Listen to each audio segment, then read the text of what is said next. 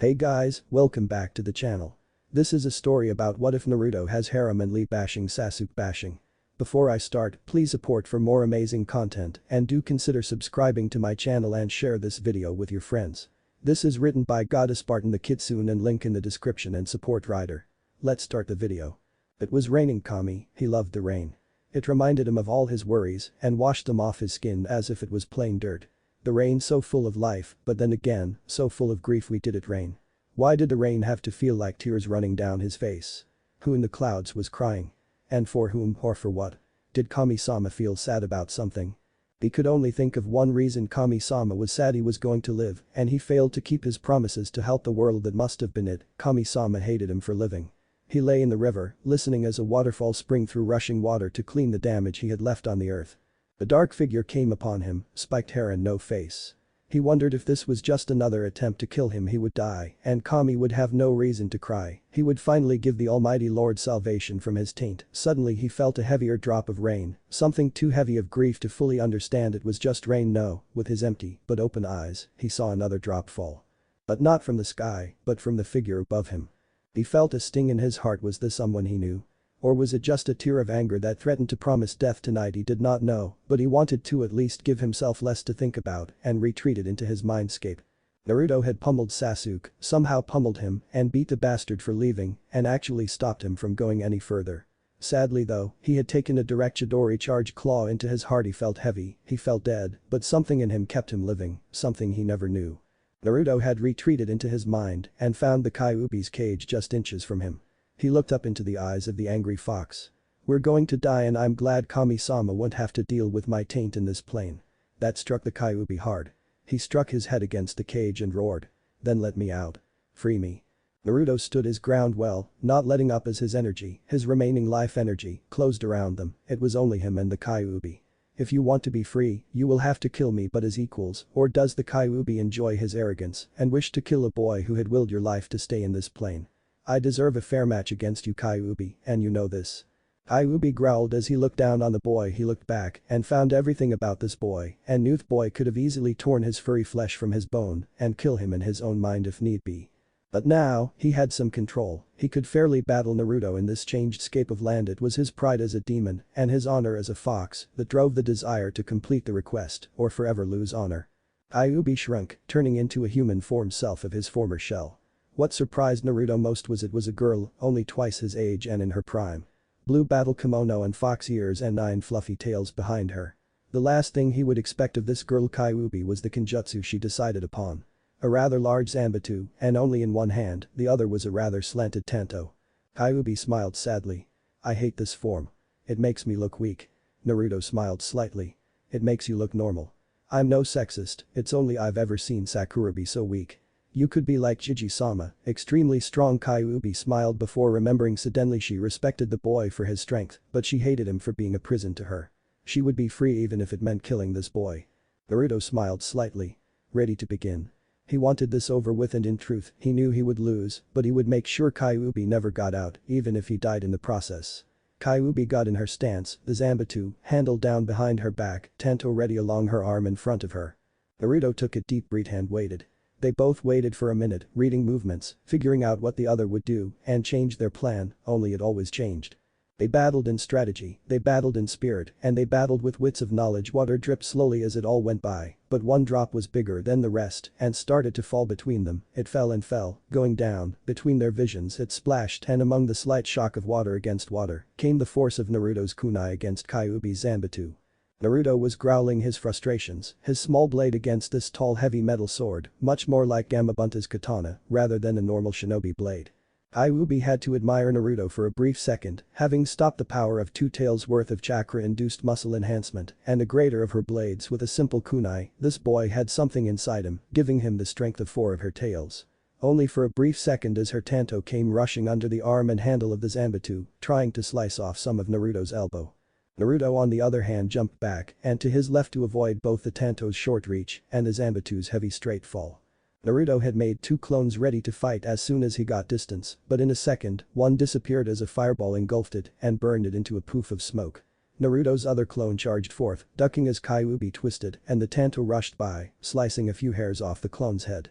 Iubi had to admit, sending in a super cage bunshin was a smart move, but not smart enough as her center of balance took off her Tanto's reach. The Zanbatsu rushed in and sliced the clone in two. Little for her to find was the real Naruto rushing in, covered by smoke, and grabbed the handle of the massive blade and suck it into the watery earth in his mind. Iubi thought Naruto would try to use a distraction, he's been getting rather good ever since that perverted frog came in with the knowledge of such techniques. But she would never predict Naruto holding her next move at a standstill, one arm holding the handle of the Zanbatsu, keeping it shoved in the cement of the sewer, but the other somehow managed to hold her other arm at bay, her Tanto at her side. Her arms crossed, she would not be able to be very agile without hurting herself, and then her chances of escaping. Iubi only thought of 3 moves to stop this and win. One being to let her weapons go and forward every ounce of chakra in her system to kill the boy, but then again if she used it right away her chances of escaping were slim, especially if he lived through it all. 2 being to flip her torso back, using her Zanbatsu as a steady ground, having the reach to kick Naruto back, and using her momentum and agility, finding his weak point in defense and taking advantage. Still, she knew he'd find a way to use his jutsus against her and coming back to defeat him, and once again being at stalemate. Her third counter was to use her chakra to counter his strength and forward herself in a classic move he's so used to by now and bash her head against his. Though how hard his noodle was, she knew, even without that band, he'd be standing tall against her. She was going to have a lot of trouble ahead of her. Naruto's strength against her slacked and some part of her felt confused. She was almost shocked at how he slowly reached back and stood in front of her, she had a perfect chance to end this.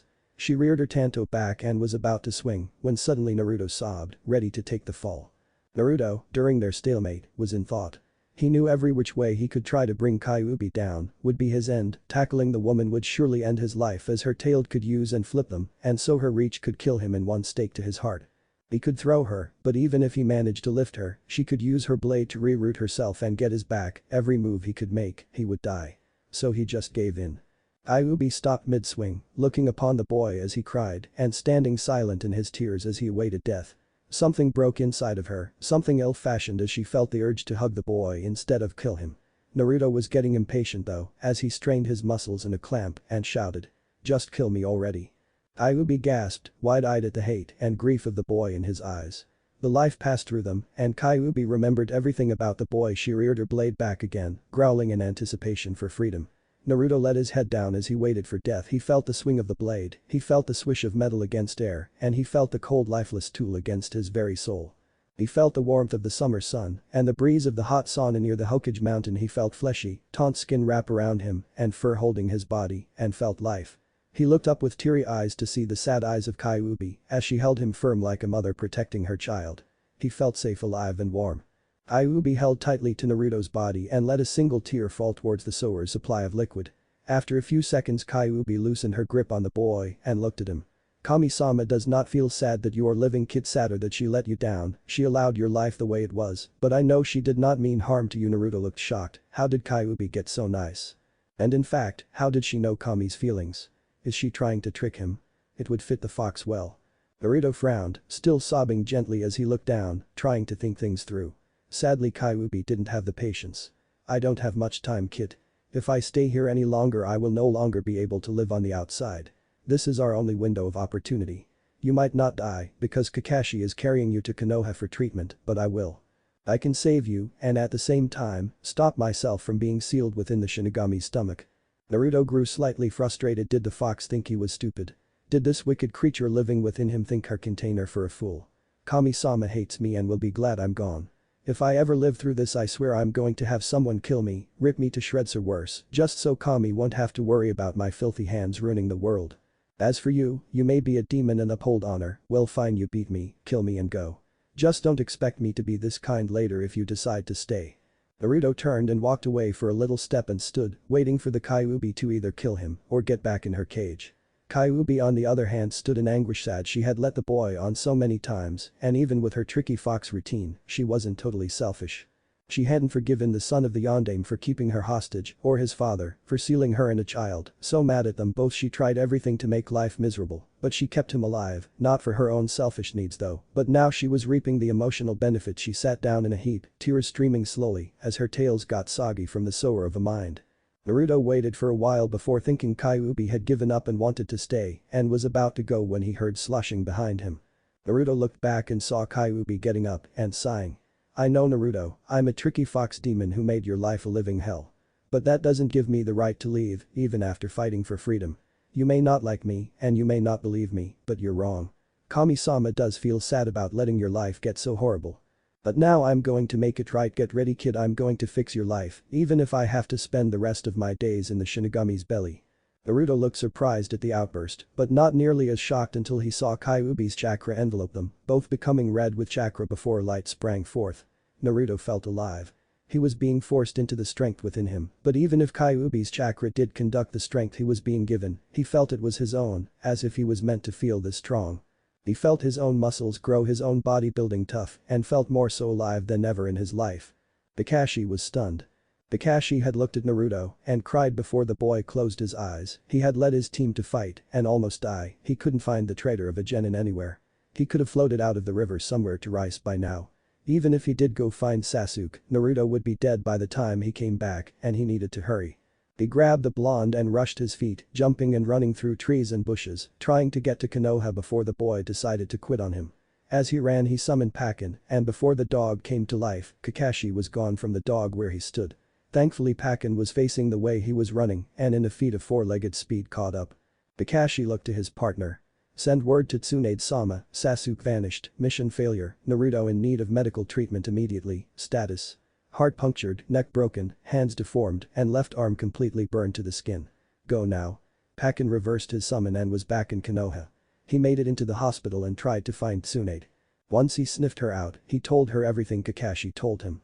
Kakashi was still on the run, going as fast as he could to reach Konoha, when suddenly, in his arms, Naruto glowed bright red and was forced to let go of the boy, hitting the ground and looking in pain as Naruto glowed, raging white fire, as the light seemed to change him. Kakashi knew this was Kyuubi's doing, but something smelled and demonic about this. He could swear this was to help the boy, not hurt him to be free, but even his Sharingan eye could not deny this boy would die if he did not make it back. He grabbed the boy and found that white burning fire that burned him before was now healing the burns it made and acted very wonderfully on his skin. He forgot that and hurried. He had a whole 10 miles to run before he had a chance to make it inside the gate to his village. When he got there though he found Sakura standing there in wait and seeing Gaara right at her side as well meant the help was a success. He knew why they both waited and hated Sakura for not caring about Naruto so much, and if she did any act of hatred when he stopped to tell them, he would personally send her into the hospital bed farthest from Naruto's room. He made it back and looked at them both. Gaara-san, thanks for giving us a helping hand. I know Naruto would appreciate your visit to the hospital when he wakes. Sakura, there's no time though. Sasuke is gone, Naruto couldn't bring him back and as you can see, Sasuke was about to kill Naruto-kun. Looking and gesturing towards the heavy mark in the blonde's chest. As much as he wanted her to care for Naruto right now, she cried, but not in sadness at losing one teammate and the other badly wounded, no, but she was angry, looking at Naruto with hatred. He promised he'd bring back Sasuke-kun. Now he's hurt and Sasuke-kun's gone. He doesn't deserve to be on my team as he can't even bring back Sasuke-kun. Cha. He wasn't strong enough to beat Sasuke-kun anyway. Kakashi sensed she was about to take out a kunai and kill her own teammate and when she did, he grabbed at her hand stopping her. Kakashi looked mad. He twisted her hand slightly and her kunai fell. Gaara saw the anger and had his sand out, but the copy nin had stopped Sakura before he could get it out enough to attack Kakashi, glared meanly at Sakura, waiting for her response. She didn't have to say anything though, he just wanted to hear it. Kakashi-sensei, you're hurting me. Let me go, I need to kill Naruto for being so weak. He deserves to die, he doesn't give me an ounce of peace and always getting in my and Sasuke-kun's way. Kakashi twisted the arm more. Hear that, Gaara-san? Gaara nodded, finally recognizing what Kakashi was waiting for. Threatening to kill a fellow Konoha ninja and also comrade in arms. He was supposed to be your friend Sakura, but now you want to kill him and not to mention letting a traitor escape and add on that you're protecting that traitor Sakura. I once said, those who don't follow the rules are trash but those who don't help their friends and comrades are worth less than trash. You're no longer my student and now you're also a traitor to this village. I can kill you, but I'll allow you life, he said before suddenly grabbing her shoulder and breaking it out of its socket before tripping the girl and elbowing her to the ground, breaking ribs. Carry the traitor, Gaara-san. We have business at the hospital. Kakashi ran, not waiting for Gaara to catch up. Once Kakashi got there, Tsunade was waiting for Naruto and seeing the white flames and the red line around Naruto's body, she hurried him to a room and was crying, wishing the necklace wouldn't kill him. It was meant to keep the next Hokage alive, so far it was holding up its end of the deal, but how much longer? Only time would tell as she started to fix Naruto up, not knowing the Kyuubi was helping. "Get me the antibiotic. He's going critical." A rather ticked off and scared medic shouted to his team. This one was a hassle to deal with for sure. They had only gotten the call moments ago, and now the rising casualties just did that. Rose. Now was not the time to slack off, and it was getting to be heavier with each push. On the other side of the room 4 pairs of eyes looked on as the patient was thrashing around, a flame engulfing him. They saw this for a good 2 hours, wondering if he would ever be okay. Naruto was being burned and healed, also his body giving away cuts and bruises from nowhere, as if an invisible specter played games to treat the boy badly and give everyone a hell of a heart attack.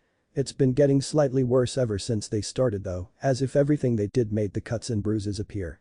Tsunade was currently talking to the council over such matters of Naruto, and everyone else was waiting or helping Naruto through his troubles. They had healed and helped all others, but now Naruto is the only one who was in trouble after 10 hours. The medics working feverishly to take down the critical heart and lung failures right now, not understanding what was going on. Although their healing talents were the best, considering why they were here in the first place, they still needed loads of chakra, some to heal the rising wounds, and again needed chakra in order to stop them from burning as they tried to save him. Inside Naruto his mind was a blur, which even Inochi, Ino's father, couldn't even read. It seems like the kid knew more about pain than anyone in the world. In Inochi's words exact. From what I read and saw, the kid should be dead. His mental stability is intact, even after the abuse of every last villager he met. His spirit is enduring, even after every heartbreak of promises that were so false. He almost died every time, but his emotional heritage seems shattered. This kid can't feel anything anymore. I did detect him to feel kindness, and only for a fair few. And also love for only one person, but as soon as I went further into it, it seems he no longer feels the same about that pink-haired traitor. This kid is something else to endure all his life as he had.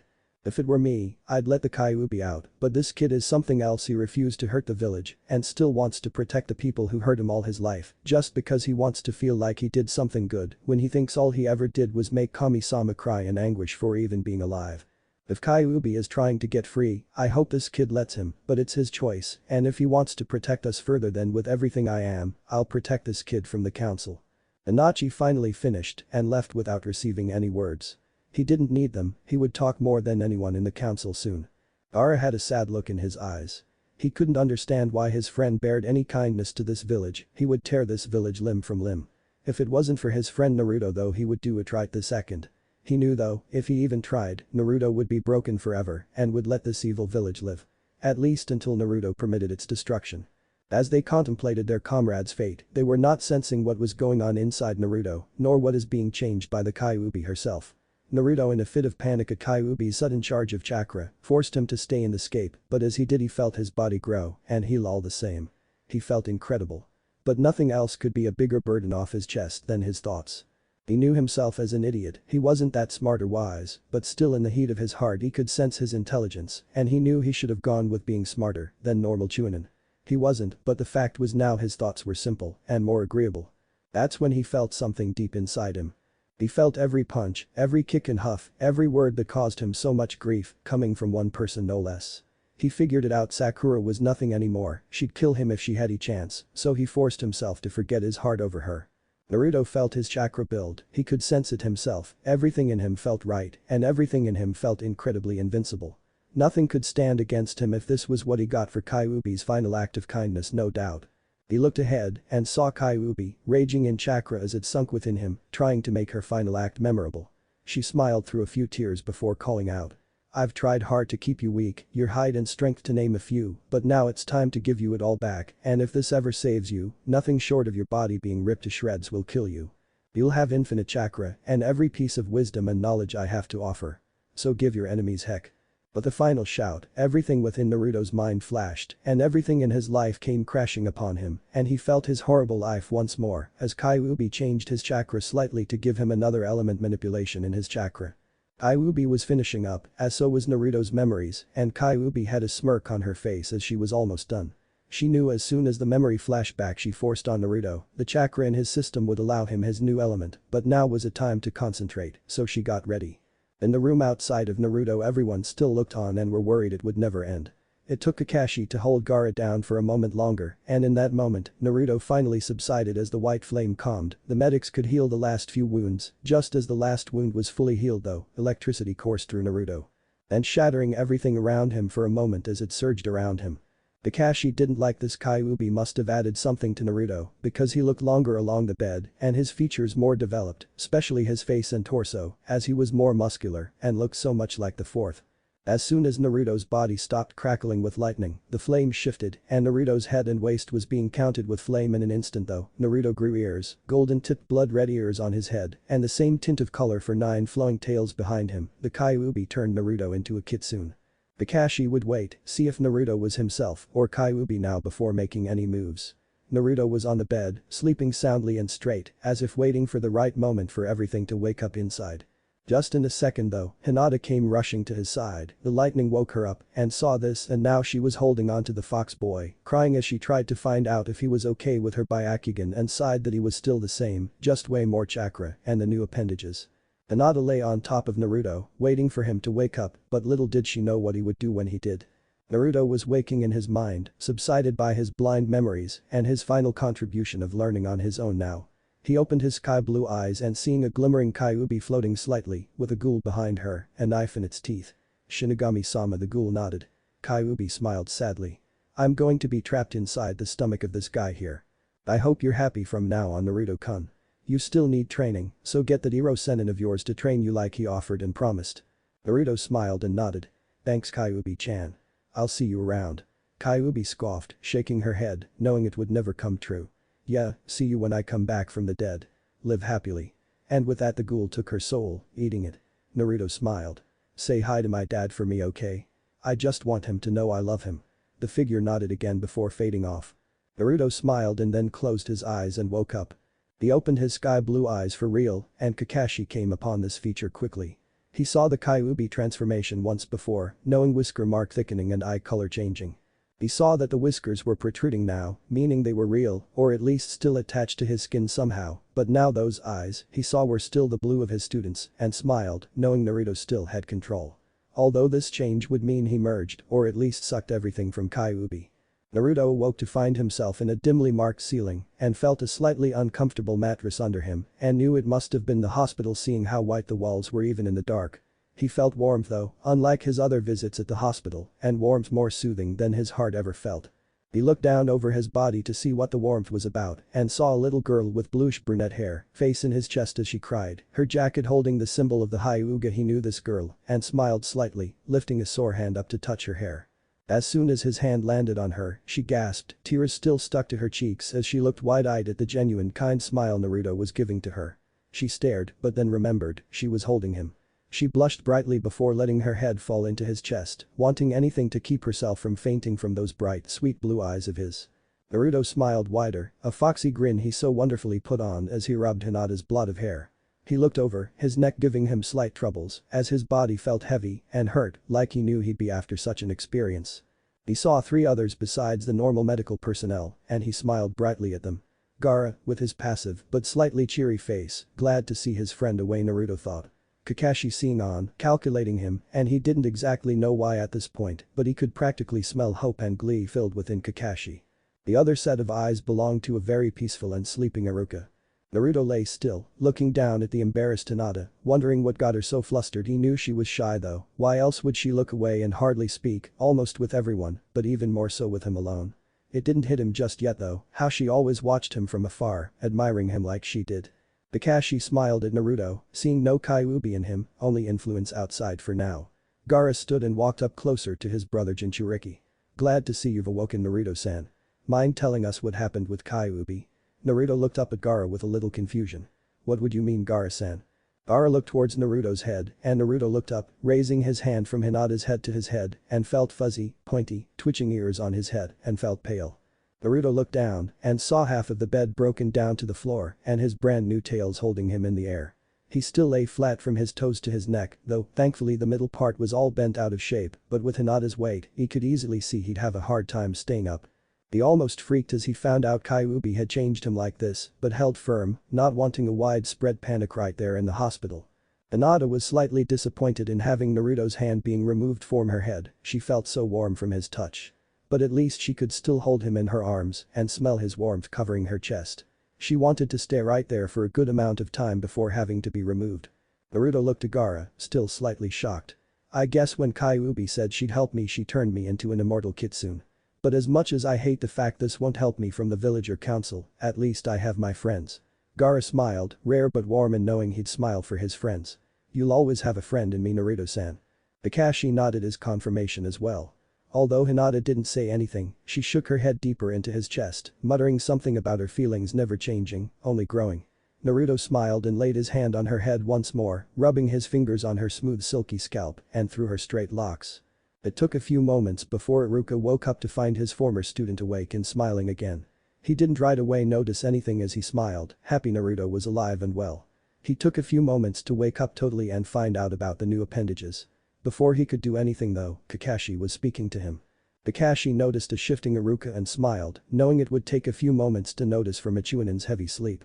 Once he saw the panic though, he began. Naruto's eyes and smile are back to his face, nothing too much like the normal Kyuubi transformation.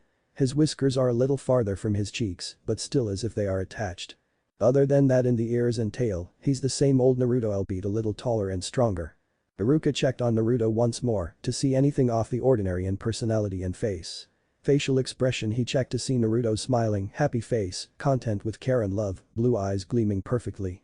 Naruto's back alright, he seems to still be okay after all the enduring he had to go through. Iruka smiled and stood, stretching lightly. Go Kakashi-kun, figure out what's going on with the Hokage in the council. I'll keep an eye on Naruto-san. Kakashi nodded and vanished from view. Iruka and the others all talked and laughed, while Hinata blushed and tried her best not to faint from overload as Naruto touched her cheek and called her sweet for caring so much about him. She did not tell him anything yet and he still didn't accumulate enough wisdom to see for himself, but he did see how much she cared and worried about him as she had cried, thus why he saw her eyes all puffy when he first regained his consciousness. Gaara was having a blast with his brother, wanting to know what happened and also telling about how he helped Lee. Naruto was very impressed how there could be a guy who could use his own bones as a weapon. That sounded like a very useful ability. Kakashi, though, went to the council room and found a desk being thrown at the window that was apparently behind him as he ducked back like a knot in order to dodge. Once he felt safe nothing was going to hit him, he straightened his body back up, huffing an exertion from such an experience, he checked his surroundings really quick. The council were there, mostly looking at him now, but from their eyes were a little scared when they were really scared earlier. Tsunade though was huffing in anger, but now pleading him for a report. Kakashi cleared his throat. Well, I'm reporting and Naruto-san has recovered consciousness and is now speaking to his visitors. Tsunade was sighing in relief he was alive, but now was going to ask the final Jeopardy question. Is he influenced by the Kyuubi? Kakashi was prepared for this one though, and sighed in content. He is not. Naruto-san's Kyuubi transformation has broader, darker whisker marks and red slits for eyes. Naruto-san's eyes are still peaceful and blue, although his whisker marks are now almost like, or are real whiskers. Not only that but he has gained Kyuubi-like appearances, more together ears and 9 tails. His personality though, is the same old Naruto. The council though, saw it different. Danzo and Homura stood together. Danzo first talked his opinion. He's accumulated Kyuubi's chakra, thus, he has gained everything from the monster, and so, he is Kyuubi, he has been since birth. Homura followed. And so, we call my vote and Danzo's as, execution. Hyuga's clashed in decision, and finally the head stood, Hiashi smiling. Hyuga votes against. Hinata has taken a liking to the boy, and also Naruto's heritage from the Whirlpool country is to be admired. It was no joke that the infamous Uzumakis were feared across the land. Tsukumo Haruno saw this as a curse. Voting for, we cannot have a whore's demon in our midst. Kushina was nothing more than a whore. She tried to seduce our yandere. That got Tsunade in a boil. You never insult a friend of Tsunade or you pay the price. Kakashi took this chance to stop her, putting a hand on her shoulder, shaking his head. Tsunade growled in disappointment, looking out to continue. Inochi smiled as he stood. I for one, say this boy is nothing more than that a boy who has been neglected by such ignorant people. He has done nothing against us, and more so for us, even after every insult and attempt on his life. Besides, I wanted to know everyone's opinion before I gave my own. Oh, Tsunade is going to love this. Inochi smirked. The council has overstepped its bounds, our priorities are to keep peace in the village and give opinions on things such as missions, or if it is to deal with shinobis, only shinobi clans should be given proof to traitorous acts or missing nuke nins. Tsunade grinned so wide, her smile seemed to split her face. Shikaku added himself. Hokage's personal council and Danzo are allowed to vote on this, but it is not for Naruto-san, but now Uchiha-san. After that, half of the council left, and Danzu cursed. Most of this new board was comprised of non-biased people, thus, they would not step over Naruto. Sasuke holds the Sharingan, and thus important. He must be brought back within all limits of our village. Taozo Akimichi stood quickly. No doubt that the Sharingan is a very capable Kakashi, but Sasuke has become a nuke nin, killing off a fellow comrade is forbidden, or attacking one while escaping is considered such an offense. But there is already a Sharingan within this village, and the holder is in this room. Anachi once again came with a retort. Even with Kakashi on our side and capable medic nins, the Sharingan may never again be within the village, and Orochimaru will gain it totally. We cannot allow the Uchiha clan survivors to use their knowledge of our forces against us, so I suggest we destroy the Uchiha altogether. Shikaku nodded. That's a wise choice, and because of Tsunade's skills, we could always replicate the Sharingan to a specific group of people that are loyal to Konoha and the Hokage. Something controlled, because this time it wasn't so controlled. Tsunade had vote on this. The Sharingan will stay controlled as a one-eyed one-person Kakashi. Or if it can be passed down for Kakashi, it shall be the new Haddock limit. That is the word on the Kakashi. As for the clan itself, until there is confirmed report of Sharingan offspring, this issue is closed. Everyone but Danzu agreed with that. After that was settled, Tsunade went over one more thing. Naruto is not the Kyuubi, and because of his family, he is in need of more strength to protect us. Besides, I recall I give him my succession once I forfeit or die from this position. Once again everyone agreed to this, and just then Jiraiya appeared. In order for him to grow, he will need to get away from this village. Anachi nodded his head. So you are to take him on a trip to train. Jiraiya nodded. Then we will not stop you, but may we ask where you are going to take him? Jiraiya thought a moment. First we'll travel the countryside, just working on his chakra control, seeing as he has little. After that we'll spread out to Kurigakure or Sunagakure, depending on what his elements are. Soon after we'll travel to Takigakure, where I have a personal spy working through every village. He's more reliable than you'd think. Everyone nodded as Danzu went away. It would be a total loss if Naruto got away clean. Naruto, we'll enter the gracious village off Takigakure. Naruto looked narrowly at the huge waterfall they had to enter. By swimming through it was going to be a very harsh year for him. Time skip. A gang of 7 boarded on the horizon, within the breeze of the cast shadow from surrounding trees. One girl in a black jacket and baggy pants, smirking lightly, strutting in wonderful confidence. This one spoke to the rest, and in a sly voice spoke, "So, it's been a year and a half, think those friends of yours will be surprised to see this." A slightly shorter figure in grey Kunoichi gown and pant scoffed slightly, grinning like a Cheshire cat. He's probably remembered like a little kid to them, they're in for one surprise when they see this stud. 2 familiar faces looked at each other, smiling with love before laughing. Our son is going to roll the village around in wonder when we enter. I even bet Tsunade Hirokai will jump from seeing him. The much taller man smiled wide, a single tail flowing behind him, and a very recognizable glint in his eyes. They will all be surprised, not to mention a certain girl who'll want to check this out. Then the man smirked, so wide his face looked like it split in half as he growled in a low, rumbling and happy gesture. This sound had a few retorts and actions following. The 2 lovers behind frowned, one thinking to hurt a certain toad in the pack as he watched in perverse happiness, and 2 very affected girls shuddering in mini-orgasmic flares, panting as they continued to lead the pack. The man lover had the thought of concern, as if that sound kept being heard for too much longer, there would be pain, lots of pain. The Konoha. At the western post of Konoha sat the guards of the gate, sighing as they had little action that day, unbearably burning with agony as not one person came through that day, but soon to have a very impressive afternoon with their current arrivals. They got an order last week that someday they were going to receive a group of people coming to Konoha. The report said that they'd be consisted of 4 Konoha nin, 2 Taki nin, and 1 Kumo nin. They were slightly curious how Kumo was sending one of their ninja here, but got over it. It's been a week since the report came in, but now they saw a group of 7 coming up from the distance. They were waiting till they could get a closer look to be sure it was them, but knew it had to be.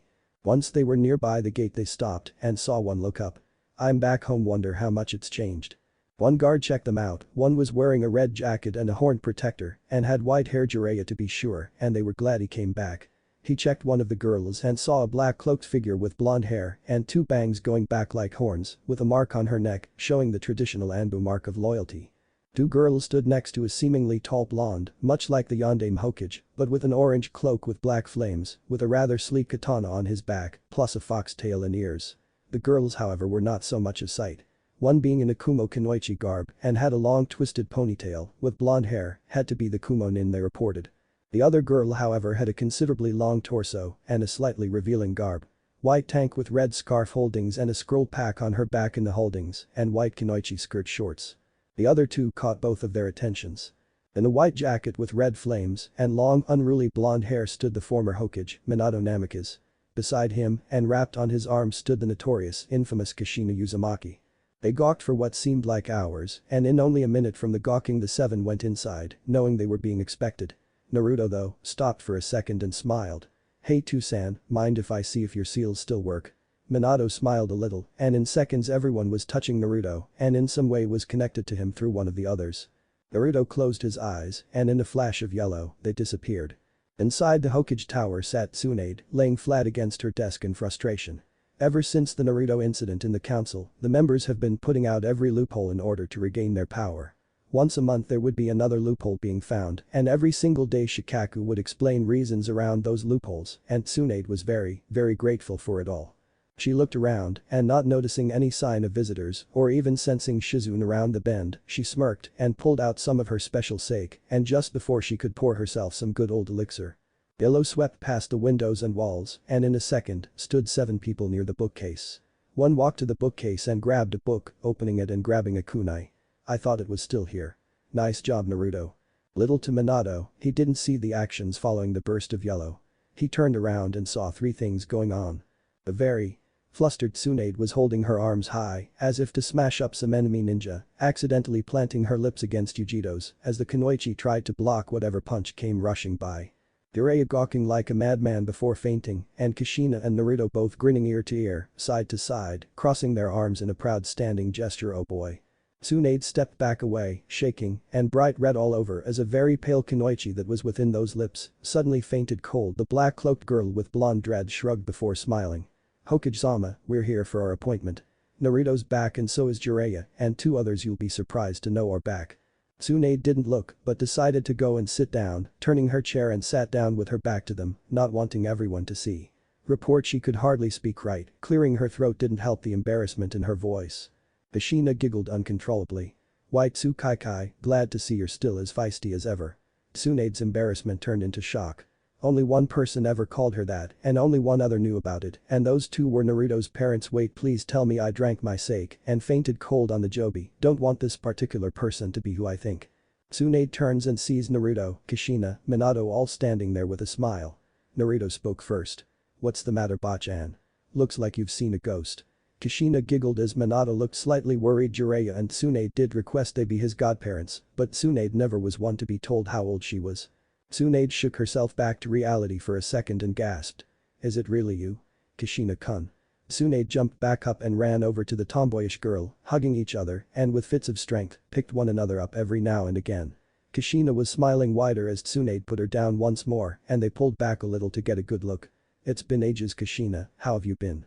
Kushina nicked the Hokage's cheek a little with her nails. "Fine, but recently very pissed off at this village for their fucking lies, and now I see your Hokage just like your father's, and your necklace predicted.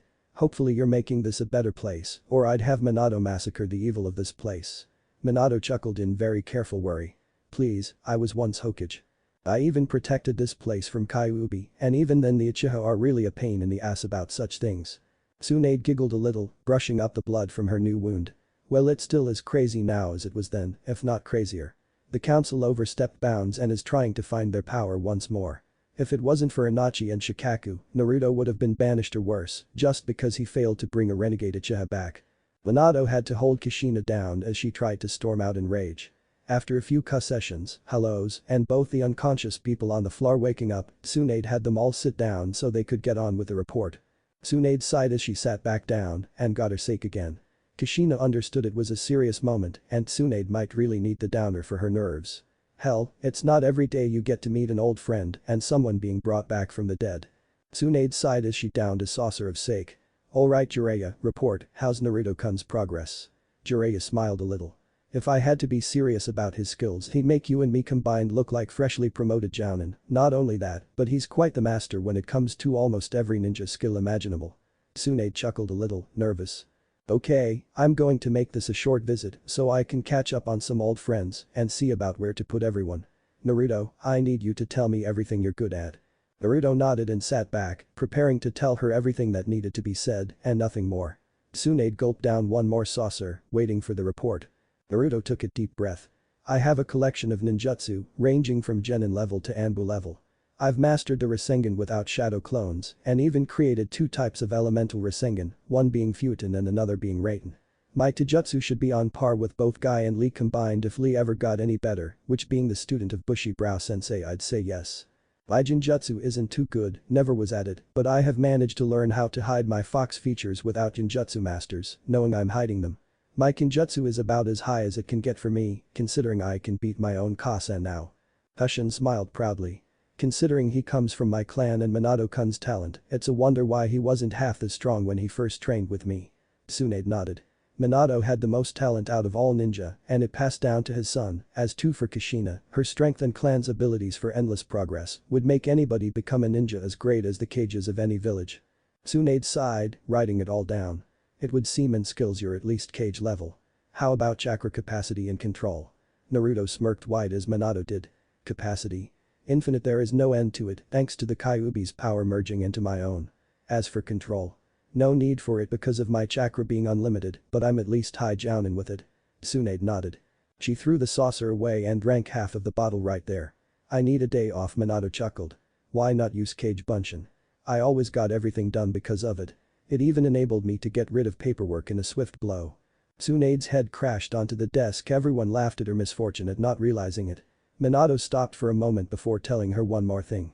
Don't give me any credit, it was Kushina-chan who told me that in the first place. Kushina grinned wide with pride. Tsunade sat back up with a small smile. Well, who's everyone here? I never did get the names of these visitors. Naruto raised a hand to the three girls beside him and Jiraiya. The one in white here is Bikiju-chan, also known as the Shichibi no Jinchuriki. Tsunade gawked at the girl. Another demon container in Konoha. Is the Takakage mad? Bikiju shook her head. Not at all, it was my friend's orders that told him I'd be safe if I was with Naru-kun. The blonde horned girl smirked as she turned slightly. My name is Larxene, and I taught Naruto weapons precision and taught him how to use his Raiten element. Tsunade nodded, seeing as Naruto said he made a Raiten Rasengan. So he had Ritoni thought he'd have Futon as his main project. Minato chuckled slightly. He does, I taught him to use it. He just has more use out of his Raiten than his Futon. Tsunade nodded, smiling as she sat back. Well, we'll have to see the skills he has. I'll find an opponent suitable for each skill he has, and we'll all see it. Now why don't you and Jiraiya get going, Naruto? Naruto nodded and got up. He started to walk but stopped and smiled as he turned around. Just a second, you can come out now, you two. Just as he said that, his tail reached up. You sure, Naruto-kun? Naruto nodded and he was covered in a poof of smoke, and there standing beside him stood a woman with long blood-red hair and in a red kimono and a large weapon on her back, and on his other side stood a man that could put the Naras to shame in laziness with a black headband with a gold medallion around his neck, a tight black shirt and slim pants to his ankles. Naruto grinned wide. The girl here is Kyuubi-chan. Kyuubi nodded and bowed. I humbly ask for some time, Hokage-sama. Tsunade was shaking, smiling nervously. Sure, as long as you don't attack, she spoke through her teeth, clenching as she was about to either attack or run. Kyuubi giggled a little as the other scoffed. She's as weak as a genin, newly graduated genin. Naruto pointed to the man beside him. And this is Hai-kun. Hiechilanjin. Naruto turned. Well, Bachan, I'll be on my way. Tsunade nodded again, drinking the last of her bottle and getting another one, groaning as the two left the room. Well, I guess first things first. Introductions are pretty much gone over. So, Larxene was it? What's your rank in Taki? Larxene smiled and pulled out a card. Anbu Captain. Tsunade was looking at that card carefully. And your skills besides Raiten and weapons? Larxene turned and in her other hand she clenched into a fist, and what appeared that was not there before were 3 yellow kunai. Using my Raiten, I can create my own kunai. No need for a pouch to carry. I also have the ability to look into other people's memories and torture them or make them do whatever I desire. With that final skill, she grinned rather evilly. This card represents a memory from you and it includes a certain brunette just 10 days ago. In a second, Tsunade went from nervous to totally flush and embarrassed. You're lying. Larxene giggled, grinning even more so. What do you think? I believe the words used were eat it and don't stop until I screamed. Tsunade gone from red to crimson. Death, I'll kill you. Minato held Tsunade down. Wait. Don't, she's only playing around. She's just like Anko. Tsunade grumbled as she tried to break free. After much struggle she decided to just sit back down. Give it back, you bitch. Larxene smiled truly. I'm only showing you it's a real skill. Just be glad I'm sensitive about this stuff and didn't reveal the true words you used. Tsunade nodded. And as for you Bikiju, your skills and rank. Jounin, and scroll techniques, along with Futon. She just wanted to go and meet with Naruto-kun for a while and maybe get him alone for something else. Tsunade sighed and drank her whole bottle. What's your name Kumo-san? Yujito sighed and stood, bowing in respect. The Raikage wishes for an alliance and sent me as a trade-off, a ninja for peace. Yujito Nai, the Niabi no Jinchuriki. Tsunade's head crashed. 3 containers in Konoha. What am I going to do with the council? Streets of Konoha. Naruto and Jiraiya were walking down the street, both looking around at the changes. The only thing I have seen changed is the mountain. Jiraiya looked back to see what Naruto was talking about and smiled. Tsunade had her mug planted on the side, right by the fourth. Guess you're right Naruto. So what's on your to-do list? Naruto stopped, crossing his arms in thought. You know, I never really thought about that. I've got Niji, also maybe Kiba, not to mention Shikamaru, I guess I'll take Lee first. Naruto started to walk again, still deep in thought. He'd either be on a mission or training somewhere, I mean he's a freak when it comes to his taijutsu. Then again he could have calmed down while I was away. Hey Iro-senin, why don't you check up on Bachan? I'll be fine until I see a few people. Jiraiya looked hard at the passively standing Naruto. Jiraiya knew a few kryptonites to Naruto's super powerful personality. One being a pinky with an anger problem, number 2 happened to be his former teammate and somehow still best friend, and last one was a certain blue-headed girl from a house of arrogance, in which she was not appreciated for her good self. Jiraiya sighed and shook his head down, smiling lightly. Yeah. Just summon up a toad and send me a message if you need anything. Naruto nodded before going through town. In the Hokage office. Wakey Tsukai, did you finally snap from all this? I thought you'd have snapped with Larxene, not with Haikun. Since the two left Tsunade had been very much in hell. Bikiju was reading from the bookcase and Kami she loved to read while Yujito and Larxene exchanged glares. The 2 containers were done with, nothing much, but apparently Bikiju was a very valuable kunoichi to have around in group combat situations. Yujito on the other hand was a loner who didn't much care for a team and her demon made sure that if anyone was to survive, Yujito needed to be alone. Tsunade decided Yujito would stay out of combat until something came up as Bikiju gone through with a replacement for Naruto's team. Tsunade cursed as that would be very much impossible if Naruto was the only one in it, so she had to put in a new member or return Sakura, who has been bumped down to civilian status thanks to her traitorous intentions. Larxene was still currently a Taki Nin Nananbu captain, her primary mission is to keep watch over Bikiju, but since she needed a verified reason to stay for an undetermined amount of time, was to have a mission. She'd have to figure something out, but until then, she'd coordinate with her own Anbu units with specialized missions. Iubi was going to have a civilian status presented to her, and since she seemed to be wronged in her attack, she'd have a very valuable sum of money to start her off. That left her with Hai. She asked him what his rank was, and when he said civilian, she wanted to know why he was here. He told her he was here to help teach the Chunin proper Jinjutsu. It was a horrible hell of a conversation. It was like talking to at least 100 Shikakus. It was a quick conversation of course, since Tsunade fainted from having her brain implode on itself. If you're a civilian you shouldn't be teaching ninja anything. I'm too powerful to be ranked. I'm more powerful than a Kage, in fact, it's just I don't want the job. But if you're as powerful as a Kage, then shouldn't you be a ninja to protect the village? That's why I'm a civilian, I never leave the village, and if any threats come along I just take care of them. Then why are you here? Orders by the Tsuchikage and my best friend to help the incoming danger to Konoha. The Akatsuki are going to be dealt with without you. Wrong, half of the village would be dead if Naruto never came to Tokigaku. Then if Naruto is powerful now, there is nothing for you to do. Think again, there's going to be more danger than just the Akatsuki, there's going to be an all-out war with Iwagakure and the newly formed Yuzigakure. Yuzigakure. Whirlpool has a country. It's where an Uchiha was cited to be the Kage of the village and it's just between Iwa and Aim. Sasuke escaped from Orochimaru's grasp. No, this one is an unidentified Uchiha, a wooden mask covering most of his face, and only the right Sharingan eye is visible. Then we have 3 renegade Uchiha. Again wrong, but then again you'll find that out from Minato-sama. That was it before Tsunade slammed against her desk and fainted. It was a wonder she lasted so long. Back to the real world, Hai was asleep in his chair and Minato was waiting for Kushina to wake up Tsunade. Jiraiya came by again to see everything going on and was on the ground in shock. Minato laughed as he turned around. I knew you'd be back in time for the fireworks to end. How's my son? Jiraiya got up, groaning before smiling at his former student. He's fine, a little out of it from self-esteem issues, but with a few friendly visits around the village, he'll have his true smile back. Jiraiya gone up to Tsunade and smiled. Hey Tsu-chan. I'm gonna go peep on the hot springs. As expected, he got punched into the wall opposite of the windows outside and fainted with a dumb grin on his face. Tsunade first was enraged, as always from the pervert's actions, but then turned curious before groaning and laying her head down. "I'm an awful person." Kushina laid a hand on the woman's shoulder. "No, you're not, you did what you usually do with Hiro-senin, and he deserves it for his peeping.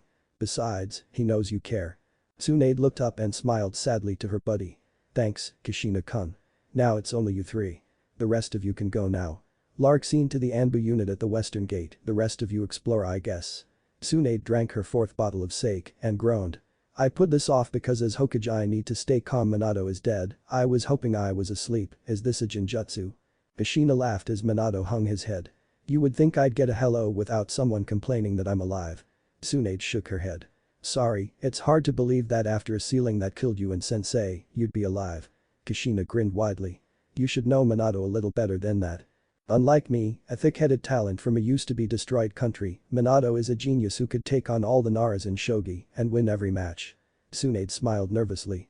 "I'm a little drunk, so I forgot. Sorry Minato, mind telling me how you did it?" Minato sighed as he accepted the apology and thought how to say this carefully. "I died, simple as that, but before I sealed the Kyuubi within my own son, I made a seal on my own soul, a special seal that only when my physical body died, I would stay alive. I've been watching over Konoha for every single day. Until the Chunin exams, that is, because suddenly I felt my soul being pulled to a new body and was summoned. It was because of the Ito Tensei. Orochimaru failed to bring me through though, thanks to Jiji-san. He didn't know though that I would have helped him, so he stopped my coming back. But after that failed I was pulled to Tokigakure and was summoned by another person. I agreed to him not to tell his name to you, but I can say he'll be here someday. But anyway, I activated my seal, and here I am." Tsunade chuckled. "Well, that explains Jiraiya speaking about you in present tense after I came back." Minato nodded and looked back. "Yo Iro-senin, wake up or I'll use the Senin Garishi on you." Jiraiya screamed and clinged to the wall with his butt, looking around panicking the entire time. They all laughed at him before Kushina interrupted. "Iro-senin, we're playing around, we needed you awake," but then she popped her knuckles. "But if you ever peep on any more girls I'll use that move on you, no kidding, with my katana." Jiraiya sighed in defeat but smiled inwardly. He had changed now and wanted at least some closure to his past before he died. He's killed without regards, he's seen a war that got so bloody he wanted out, he even trained a 3-person team from Rain to help defend themselves and saw a lot of bad in the world. He even seen what happens when you complete the Toad contract to the fullest, it was a horrible life, and he even had to battle his teammate and would have to kill his old friend later. He had to at least give Tsunade a gift of his goodwill of some sort to have her smile at him one more time before he went out with a blaze years or months later. Tsunade gulped down another bottle, sighing as she finally has a reason to have a day off. Minato gets revived and Tsuchi, Kushina was there in the first place, and guests. "I guess that means we're done here, I need a good nap before I'm better." Minato understood and walked out with his wife, Jiraiya staying in the office still. "Tsunade-chan, I know this is a lot to take in, and I'm sorry for everything being complicated for my return." Tsunade looked weirdly at Jiraiya before pulling out 2 more bottles. "You always were one to make a big splash when you entered the pool, but at least I get to see my godson grown and my 2 friends alive, well, and happy. As for you Jiraiya, I'm surprised to see this side of you. I've known you to be like this when you're serious, but you were always a joker. What makes you so serious now?" Jiraiya smiled, chuckling under his breath. "I just want to say I'm sorry for what I've done in the past." He grabbed the offered bottle. "Still friends?" Jiraiya knew they were on rocky friendship terms, especially since the Peeping Hot Springs incident where he almost died, but a rocky relationship or a good one, he knew deep down they were always friends. Tsunade on the other hand knew he was a great guy, albeit a little on the insane side if she had to put a word to it, but still he had the sparkle in him to make her smile every once in a while. They clinged their bottles together as she finished his question. "Friends, you old perv." They shared a little laugh before downing the bottles. Near the stadium. Naruto was looking around town still, seeing if he can't remember his way through the streets. After a while he came up to the Amiguriyama and smiled as he saw a brown jacket and fishnet shirt wearing Snake Mistress. He walked over to the content sweet eater and waved. "Yo Anko-san." Anko turned with a stick of dumplings in her mouth, still chewing on the second one. She gulped it down and smiled wickedly, and Naruto knew he didn't like that smile. "Well, how do I know a handsome guy like yourself?" Naruto chuckled nervously at this as she had a very nasty gleam in her eyes. "You cut my cheek in the Chunin exams a few years ago." Anko tried to recall, but the only one she could think of was a little blonde-haired chick, a little longer than back where blue-eyed exactly orange jumpsuited little brat. She looked at this man real good before her eyes widened. You're the little kid whose blood I tasted when Orochimaru attacked. Naruto grinned and pointed to himself. The one and only Naruto Uzumaki. She did a double take on this hunk of a man. She was shaken a bit while checking him out, noticing things. He's got almost every single feature of the yondaime. Why didn't I notice this before? She remembered that face back then and compared it to only one other Kushina Uzumaki. Uzumaki Naruto Uzumaki, Kushina Uzumaki, the personality of his mother and the devilish good looks of his father. I guess having my sensei betray me and return that day made me less noticing. Though she was shocked to finally see the light of this, she smiled a little and ate her last dumpling. So Naruto, I guess if you're back that means your training is done with. Hopefully that Irobaka of a sensei didn't rub off on you. Naruto gave up his grin once more, foxy and wonderful as always. Nope, it was me who rubbed off on him. He has yet to peep on any girl for at least 5 months. Anko laughed at that before drinking up some of her sweet red bean soup. Glad to know I won't have to send my snakes out for someone as useless as he is. Naruto's grin faded. He wasn't completely useless. He did teach me several jutsu and also taught me how to wisen up. Anko looked carefully and saw this was a serious side of that little boy. He's a pervert, but being a Sannin means he knows how to be a great ninja. You have to be smart and wise about everything. Too bad I'm not such a great ninja.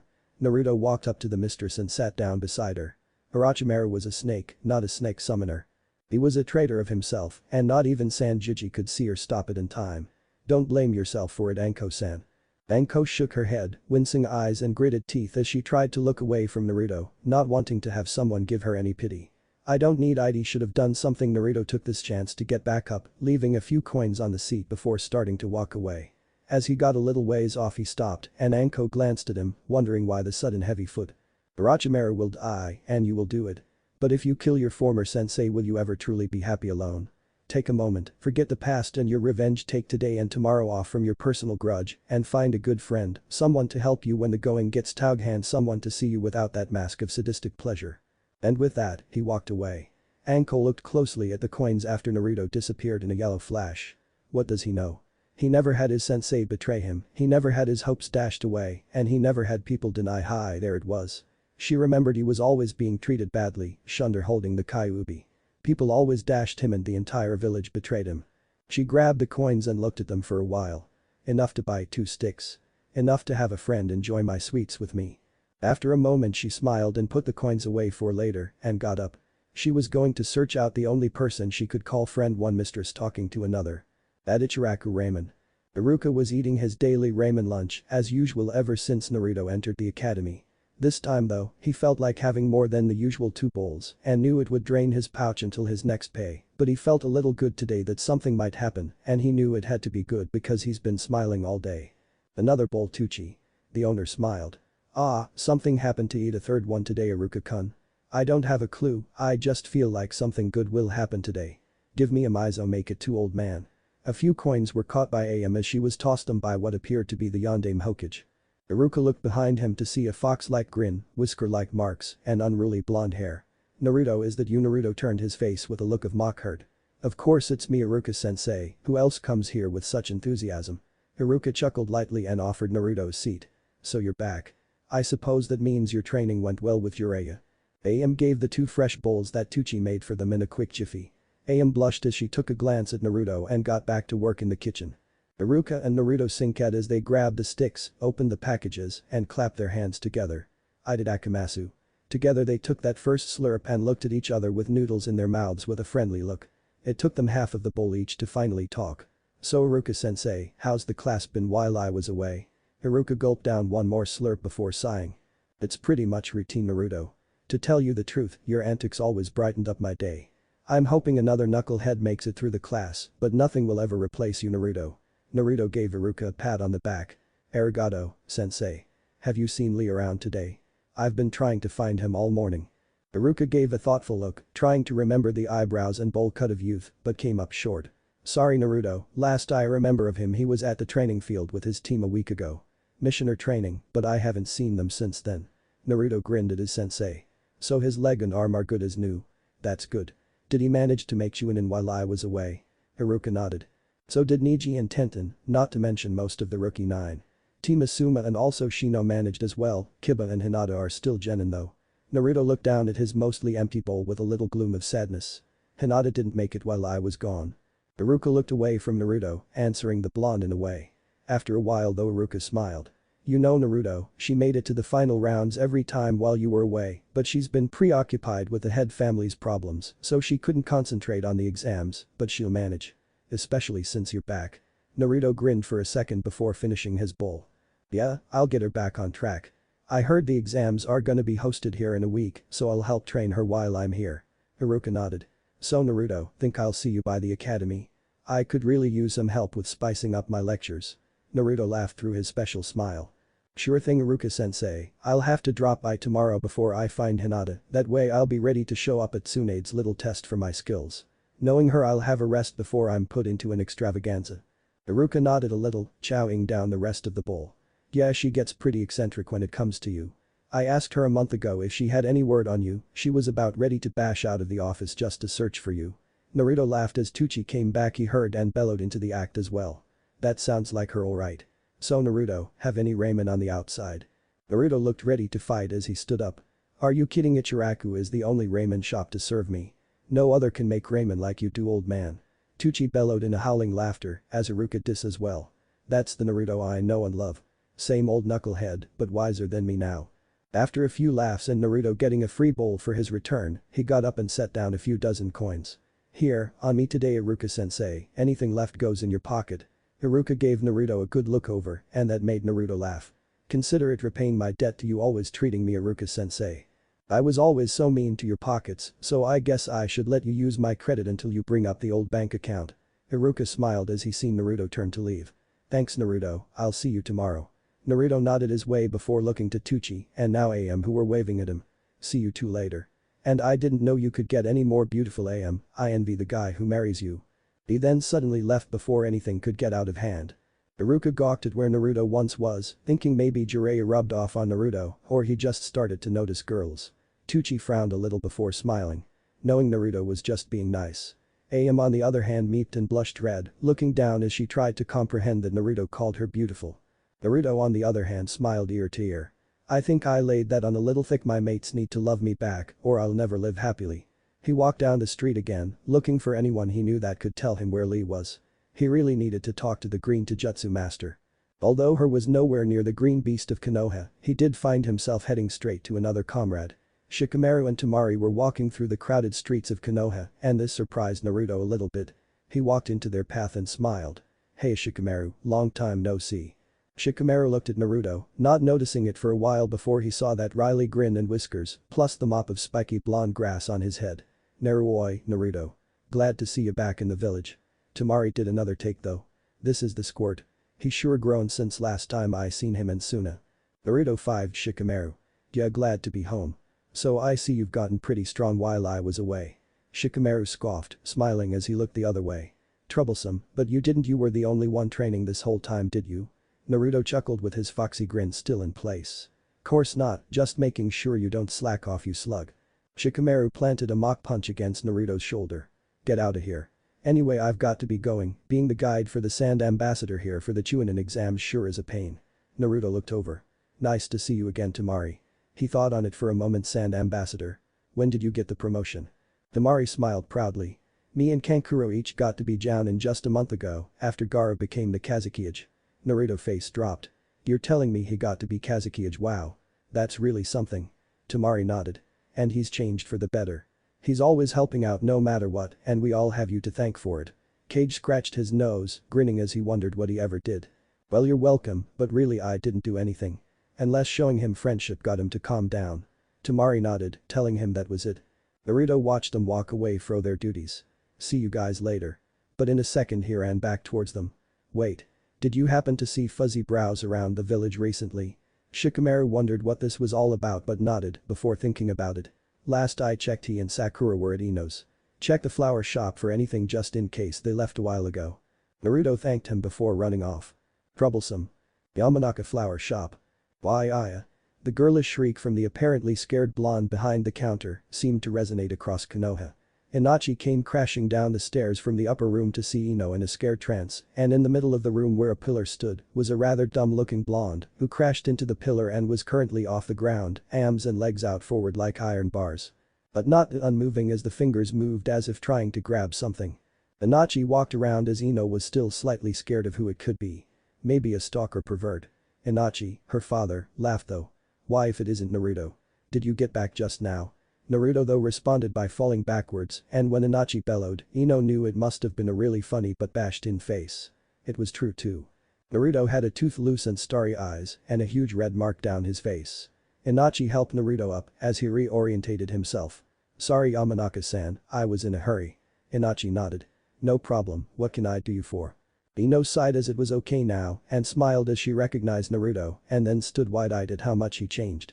He's handsome. Not to mention his hot bod, I can see it through his tight shirt. She didn't realize she licked her lips, but then again no one knew it. Naruto though finally spoke.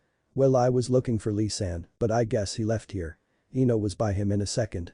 I know where he is, I'll take you to him. Inochi looked at his daughter a little curious why she was so excited. Well be a good friend and show him where the two lovers went. Naruto looked at Inochi. So she noticed Lee-san huh?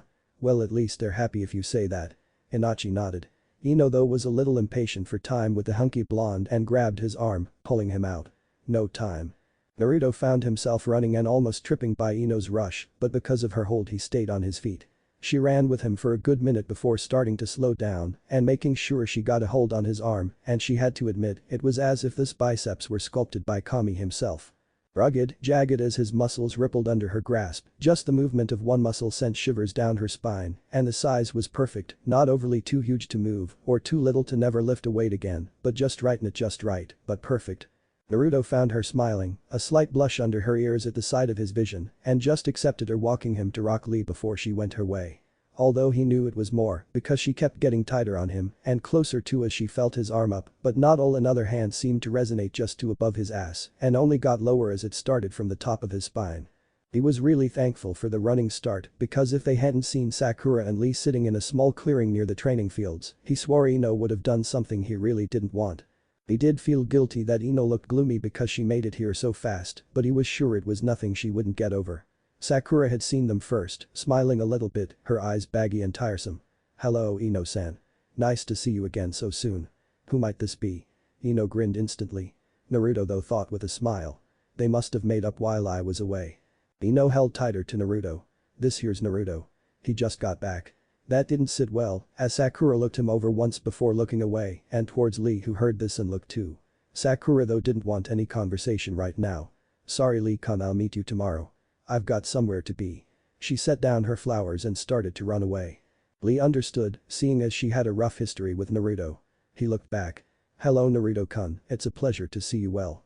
Back for good I hope. Naruto nodded, trying to get out of Ino's grip somehow without Lee noticing his trouble. Yeah, I'm here to stay. So you're Sakura's boy now huh? Well good for you. Lee stood, saluting Naruto with a gleaming smile. Thank you Naruto-san. When you left, 1 month later she gave me a date. And ever since we've been a couple. Naruto nodded. So do you two go on missions together?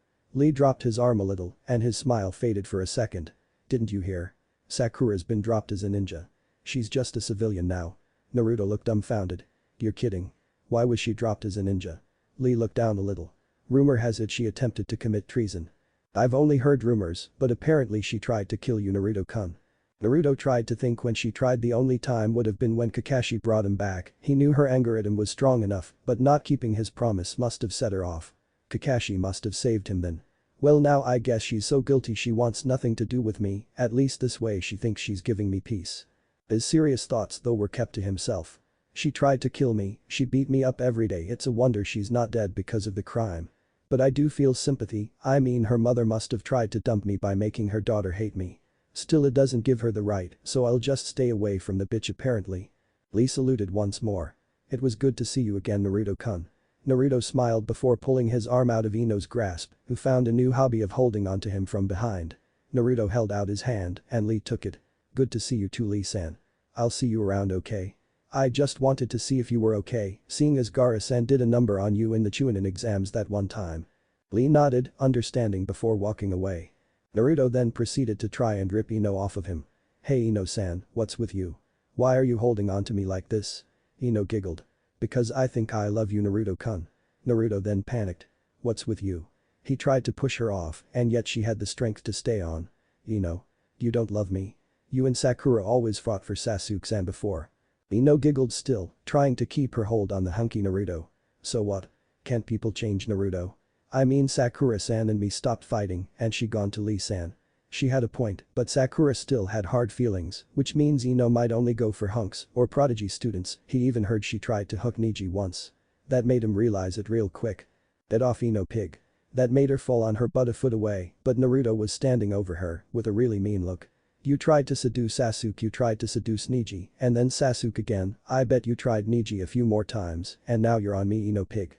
You only look at the outside, you even dye it and polish yourself to look beautiful. Beauty is only skin deep to you, to me, beauty is bone deep. I once thought Sakura to be beautiful and thought she could change to like me, but no, apparently she tries to kill me. Once I even tried to see about Tenten, but she turned me down because of Neji, but then again she loved Neji just because of him, not because of who he was or what he looked like. I'm looking for someone to love that will love me back for who I am on the inside, not the outside. So Ino pig, please screw some other brainless dolt. He turned and left Ino in the mud, wallowing in her pity and her feelings being broken. Inochi saw the whole thing and knew his daughter was a little crazy about looks but didn't want her to be raised like a piece of scum, so he tried to make her feel better about her looks and apparently she took it too far. He only wished he had tried earlier to change it all. At the Namikaze estates. In a large cottage nearby to the Hyuga, Naruto found his father's house and at the gate stood his parents. He walked up and they each wrapped an around him as they walked inside their home. Naruto sighed as he opened the door. I had a rather eventful day. First I find Shikamaru-san and Tamari-chan walking around, I then see Sakura and Lee-san together and Ino tried to rape me. Minato's face dropped as his mother grinned. Funny, Minato was always threatened with girls raping him. It was mostly thanks to me he even got away with his element intact. Minato laughed at that. That was after you agreed to help the village. I mostly got away thanks to the Hirshin. This time they all laughed. After they ate dinner and Naruto got into his father's vault for some more jutsu training, they decided to call it a night. Naruto heard the screams from the other room and grinned. Not having the time for it till now, I'm surprised they lasted so long. Jiraiya-sensei, you owe me a few bowls of ramen. Ha ha ha. He did manage to get to sleep though and was dreaming about what he'd do in the skills evaluation Tsunade would give him tomorrow. Training Field 7. Tsunade stood close by as she and some others stood within the trees. Jiraiya, Minato, Kushina and Shizune too. Naruto stood inside a clearing where a few people have gathered for his training. Who stood before him gave him a slight shock. Kakashi he thought would be there, of course because of the ninjutsu part of his exam, maybe even all of it, but what he didn't expect was Kurenai, but then again, she was the greatest ninjutsu master in all Konoha. His Taijutsu exam was split apparently between Guy Taijutsu expert of all Konoha and Hiashi the greatest Hyuga, whose style is as great as the Iron Fist of Guy, but what he didn't expect at all was his weapons tester. Tenten stood with at least 3 huge scrolls and that scared him slightly. Although there might not be a Kinjutsu master in Konoha, he might have thought Tenten was the master to watch out for and if not then Kakashi was pretty good with a katana. Either way you looked at it, Naruto was in for a rather long day.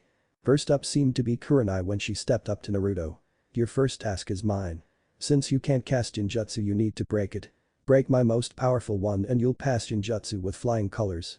Naruto nodded.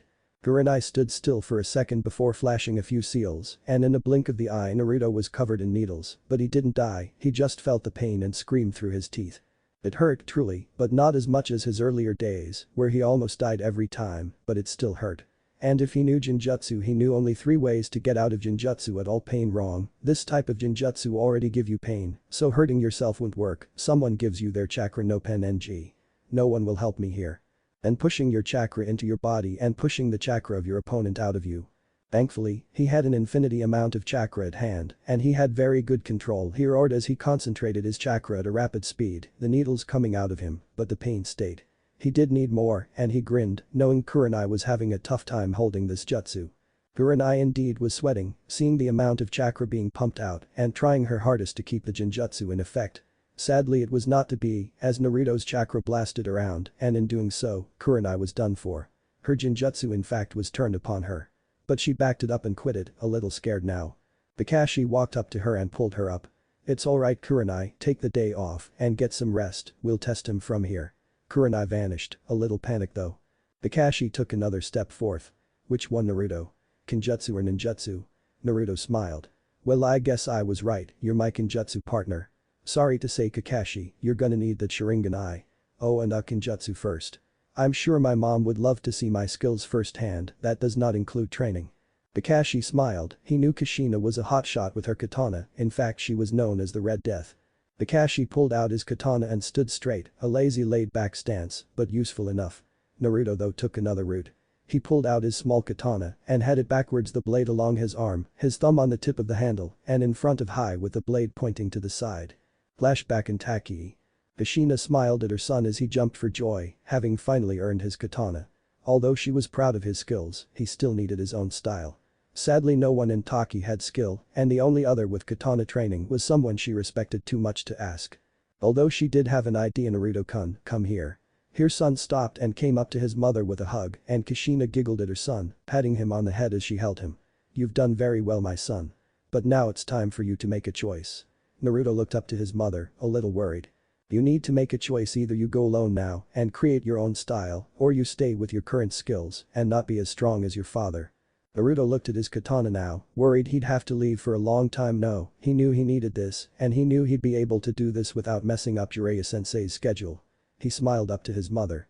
I'll learn my own style Kasan, and I'll make you proud.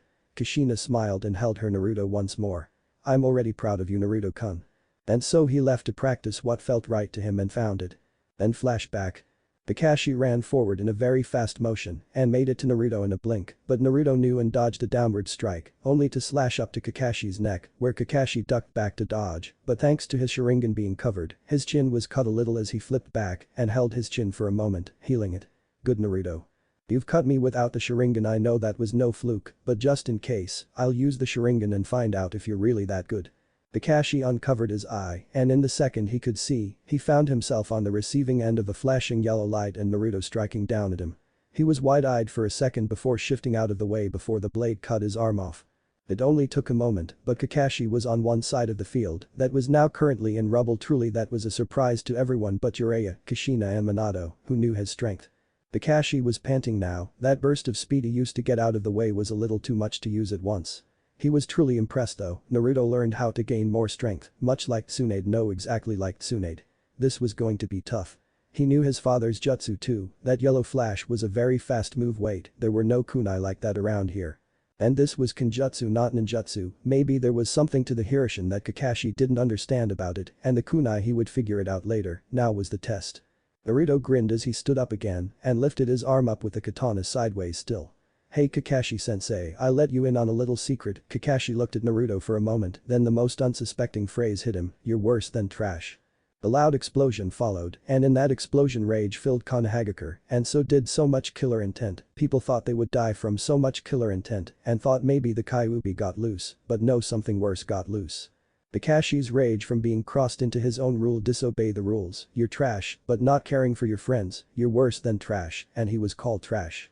I am not worse than trash. Kakashi had finally gone full out, and that was what Naruto wanted. Kakashi's katana was a blur of speed, being swung side, up, another up to a sideways and diagonal left, and Naruto had trouble dodging it all, but he was thankful his style was mostly defense, always there to block, and his arm able to back up the strength of the opponent to a complete stop. Kakashi had backed Naruto up a few hundred steps as they dances in sparks and blades.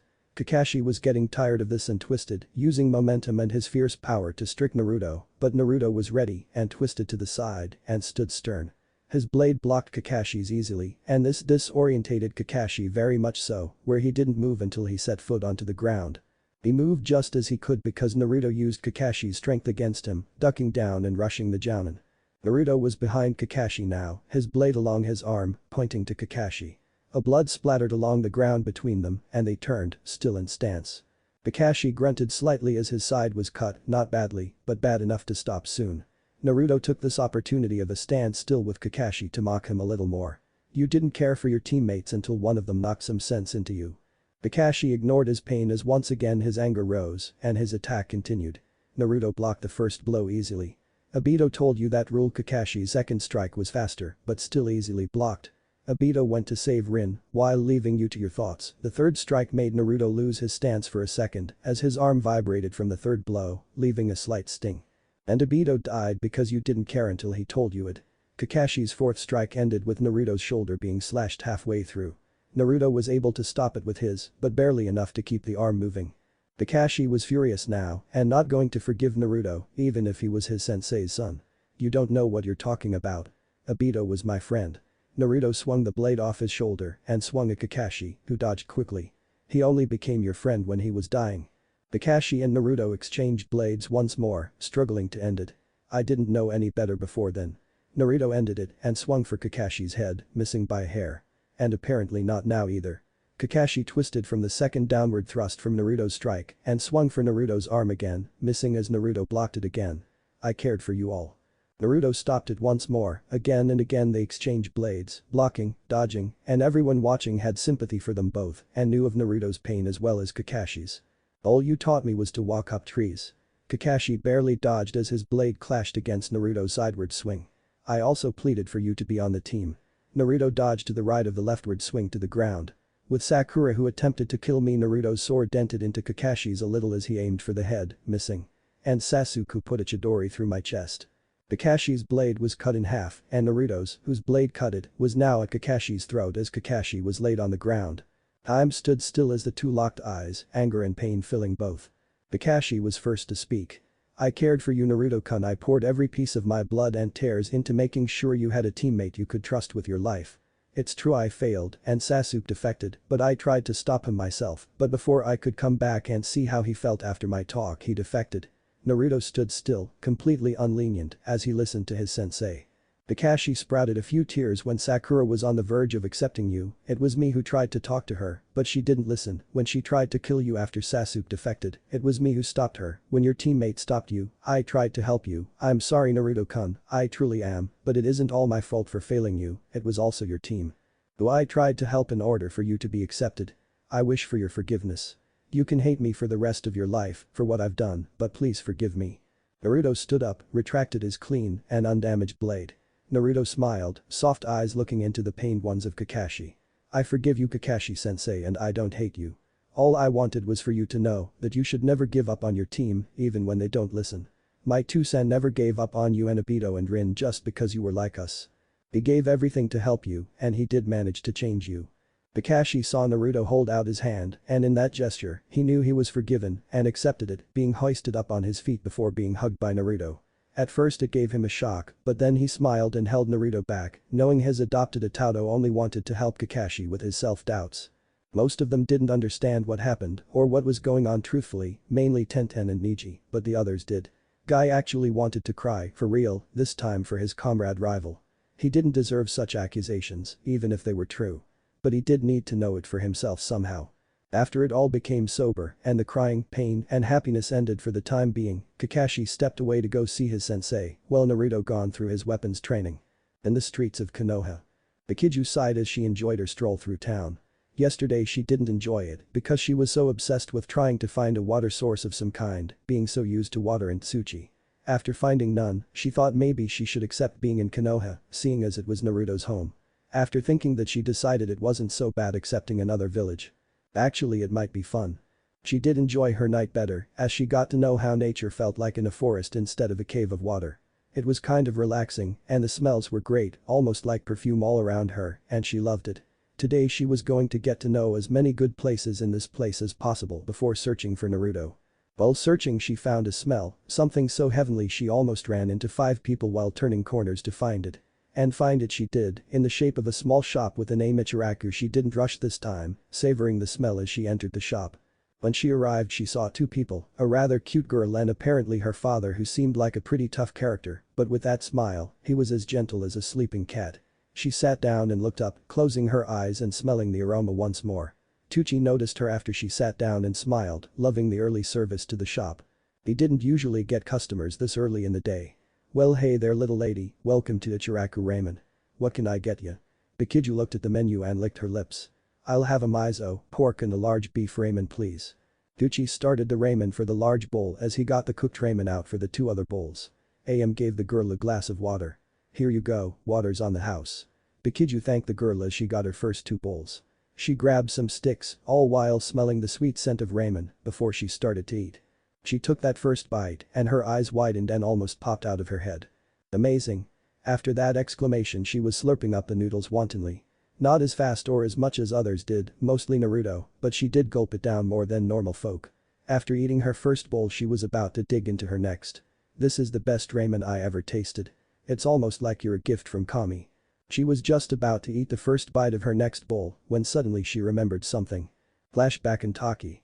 Naruto and Bikiju were eating ramen in Taki's one and only shop, Harem Ramen. Although Bikiju was eating excitedly, Naruto wasn't. Sure he ate, but not like he usually did. Bikiju looked over to Naruto and she just felt something off. What's the matter, Naruto-san? I thought you liked ramen. Naruto turned to his friend and smiled. I do, it's just the ramen in Konoha is better. Bikiju was slightly annoyed by that. I bet you my greatest jutsu your old ramen shop is nowhere near as good as this one. Naruto laughed at that. If you ever come to Konoha, search for Ichiraku. Trust me, you'll be teaching me your jutsu after the first bite. Bikiju smiled wickedly. You're on. Besides, I bet there's not a thing about that place better than here. Naruto ate his ramen again, knowing Ichiraku was better. Bikiju was wondering if it was or not, seeing as his sensei said he usually ate it in giant bites and even slurped it like no other food around. Then flashback. Bikiju smiled. Do you know a boy by the name of Naruto? She slowly started to eat the other bowl, savoring the taste. Tucci laughed as his daughter smiled. It would be a shame if we didn't. He's our #1 customer. I even see him as a son. Bikiju laughed at that. Well, it's good to see such nice folks and good to know he enjoys this place. I can see why, as the ramen is delicious. Tucci thanked the girl as AM started to get the other bowl ready. It didn't take long, but Bikiju was earnestly eating up every bite and loving Konoha more and more. In her mind though, she knew being in Konoha could only last so long. She would enjoy it as much as possible and so she enjoyed her meal and the company. Anbu HQ. And that's how you should take out the target. Roger. Two Anbu suddenly vanished from the room. Larxene sighed as she sat down again. She was a little bored from all of this. Sure, she was presented with a couple challenging situations, but that was it, nothing more than a couple made her have to think out of the ordinary. One more Anbu unit appeared and Larxene sighed. What mission are you presenting me with? Mantis, in a red cloak and a rather large chakra supply, had apparently come for a tough mission if he was here. You are relieved today. We thank you for everything, but as much as this village needs you to help us with our missions, your rest and happiness is first. Larxene smiled slightly before yawning. Thanks, Mantis. Truthfully, I knew that, but all I ask is for something to happen today. Something interesting, something I can do that doesn't involve thought process. Mantis laughed at this, seeing her fidget was always a treat for them. Well, maybe you can take up a mission yourself. Or you could take the day off to train or even get something to eat. Larxene grumbled as she looked over her reports. I'll take up a mission. I'll request one for that matter.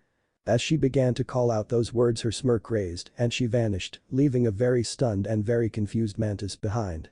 Training field. Woog. Larxene was met with a disturbing sight. Her eyes were wide as beside her was Naruto, who had suddenly appeared within the infamous yellow from the Hirshin, no doubt, but what was fearsome to her was Naruto, who was now punctured by at least quite a few pounds of weaponry. Tenten dropped from the air as the horror hit her as well, and Tsunade, Neji and Guy as well. Kushina and the two-toed sages were not scared or in horror at all, and just as Kushina smirked, the bloody Naruto poofed out of existence and the real Naruto appeared beside Larxene. Didn't I say not to pop in? Guy and Neji were gawking as Tenten fainted. Tsunade though was confused and relieved at the same time. Shizune was gone right now, trying to find out about where Kakashi went off to. Naruto was angered as Larxene gulped. Sorry, Naru-san. I didn't think I'd pop up in the middle of practice. Guy fell to the side and on his head, comically, as Neji hung his head in shame. He didn't even notice the movements, let alone knowingly see the girl suddenly pop up. And his Byakugan was activated. After a few words between Larxene and Naruto, she ran out of the way with Tenten in her arms. Larxene sighed as she found Tsunade. Sorry I ruined the practice. Tsunade shook her head. It's alright. Tell me, how did he do that? Larxene thought for a moment before knowing what Tsunade was talking about. Of course the Hokage was worried about the sight before the clone poofed away. Naruto made the clone with extra chakra so it could take more damage, that way it could protect me throughout the assault and make sure no harm would come to me. Tsunade dumbly nodded, finding that possible. Naruto huffed as he turned to see Guy and Neji compassing themselves and smiled. So, you two have a plan to go against me? Neji and Guy started playing rock paper and scissors and Naruto smirked widely. Oh come on, one-on-one is so boring. Why not come at me at the same time? Right as he said that, he got into a very familiar stance. One arm outwards in a forwardly faced palm, his other by his side in the same forward palm as the outstretched one, while his legs were in a wide bent L shape. Hyuga house stance. Neji stepped forward. I want the shot first. Guy-sensei, back me up if I should fail. Guy nodded and waited for his chance as Neji stepped forward and got into his stance too. Tsunade looked over to the three who she knew very well and saw them smiling. Minato in a proud manner, Kushina in a crazy smirk, while Jiraiya was about to give up his reputation and laugh right then. Tsunade wondered what was going on, especially since Naruto was outside of Konoha and only the Hyuga take that stance. In a second it turned from still to crazy as Neji stormed across the field and tried to strike at Naruto, who slid back and to the side, catching the arm and throwing Neji to the ground. Neji though wasn't going to give this chance up and landed on his feet and spun, using his chakra around him to use his great Kaiten on Naruto, who managed to sprawl back just in time. I found his opening just when Naruto started to throw the Hyuga prodigy and was going to use his famous dynamic entry, only for his leg to catch nothing when Naruto ducked under the leg. Neji stopped and found Naruto crouching to the ground as Guy landed. They both looked to each other and nodded, knowing how to combine forces. Neji ran forth and sprung a high kick up to Naruto's chin, who rolled back to dodge the blow. Guy was next as he had jumped up and was starting to descend on top of Naruto's flipping form and was about to kick when Naruto kicked the leg out of the way and his other kicked Guy back and behind him. As this move was finished Neji had recovered and had now started strikes against Naruto here and there and with his increasing speed thanks to his chakra-induced limbs he was giving Naruto a show. Though Naruto was completely calm and blocked or dodged each strike, grunting as he felt once or twice Neji striking a Tenketsu and closing off some chakra.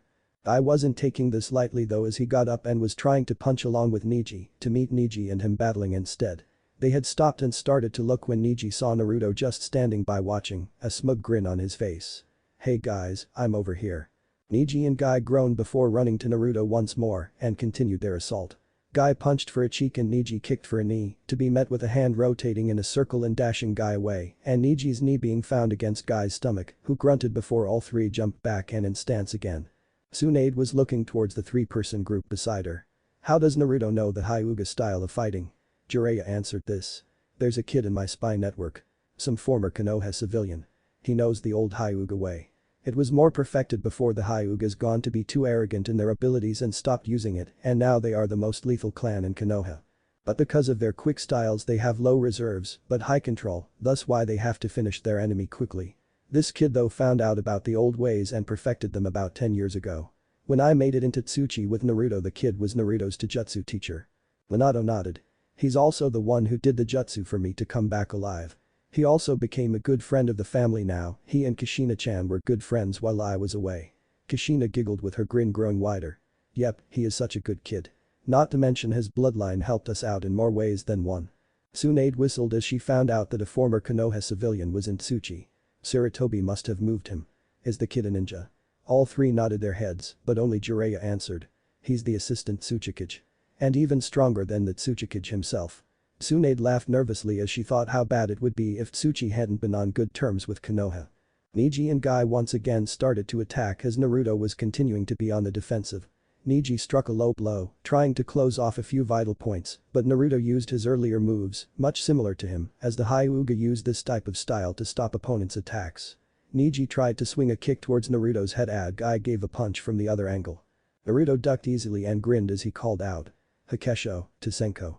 Neji punched low to the gut, Naruto bent sideways Guy slid a leg down to trip both legs and both legs slide in a split Neji sent a knee up to strike and found Naruto bending back Guy split under Neji and uppercut Naruto's shoulder but Naruto spun back away from them and found Neji striking his head and dodged to the left of the arm and Guy kneed Naruto's back but found flipped.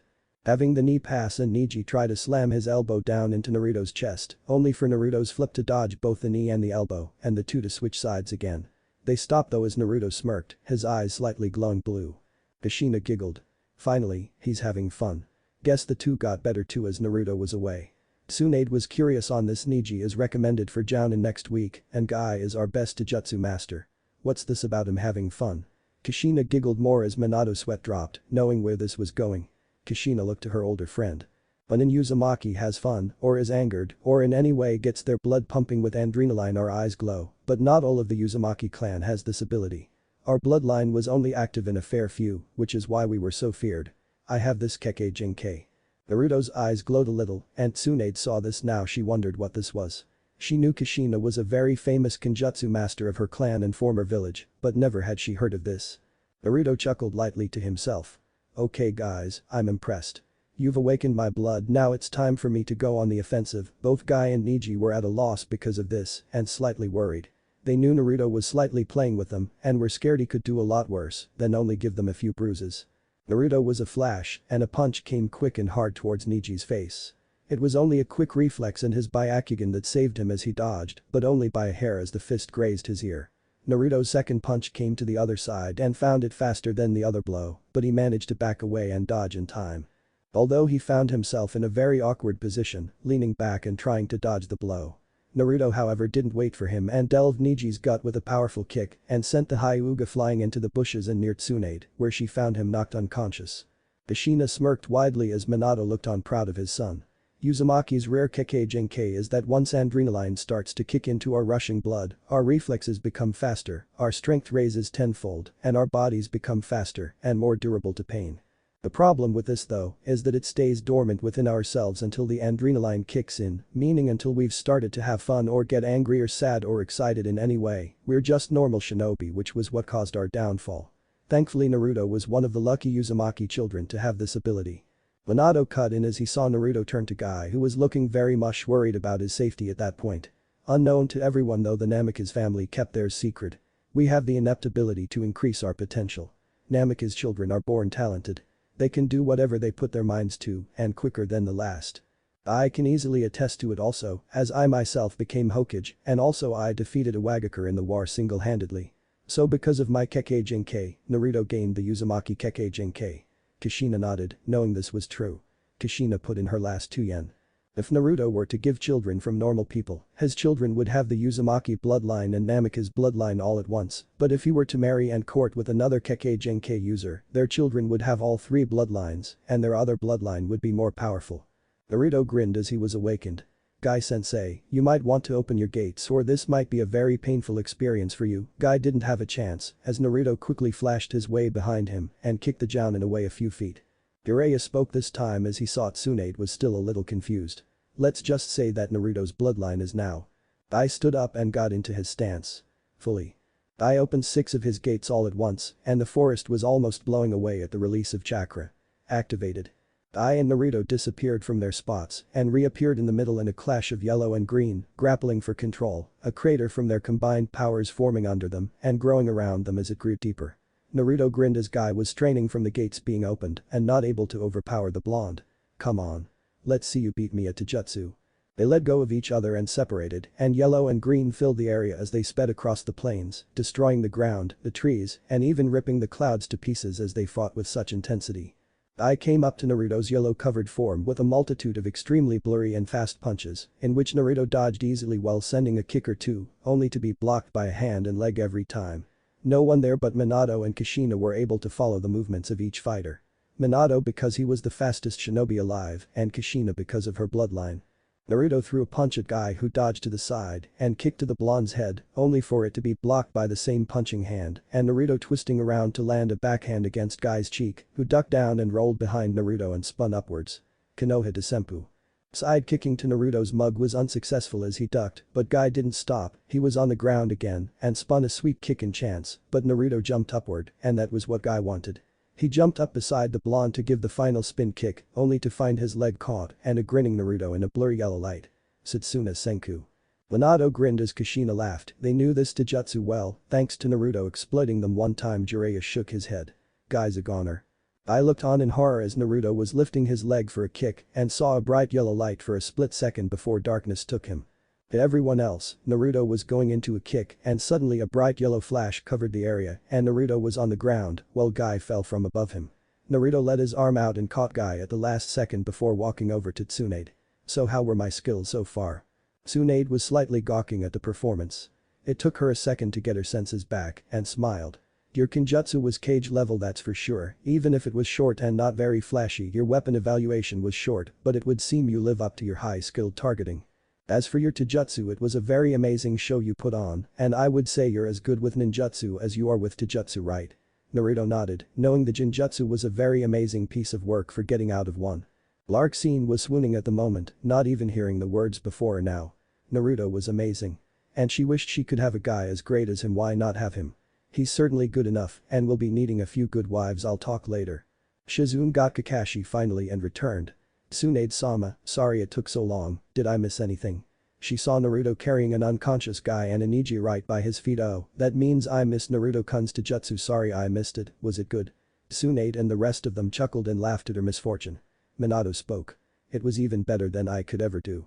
Shizune dropped her head in shame at missing it all. Kakashi walked behind her and passed Naruto into the field.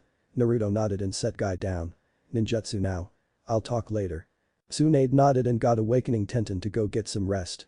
Everyone stood in a group and watched the activities. It was going to be one hell of a fight.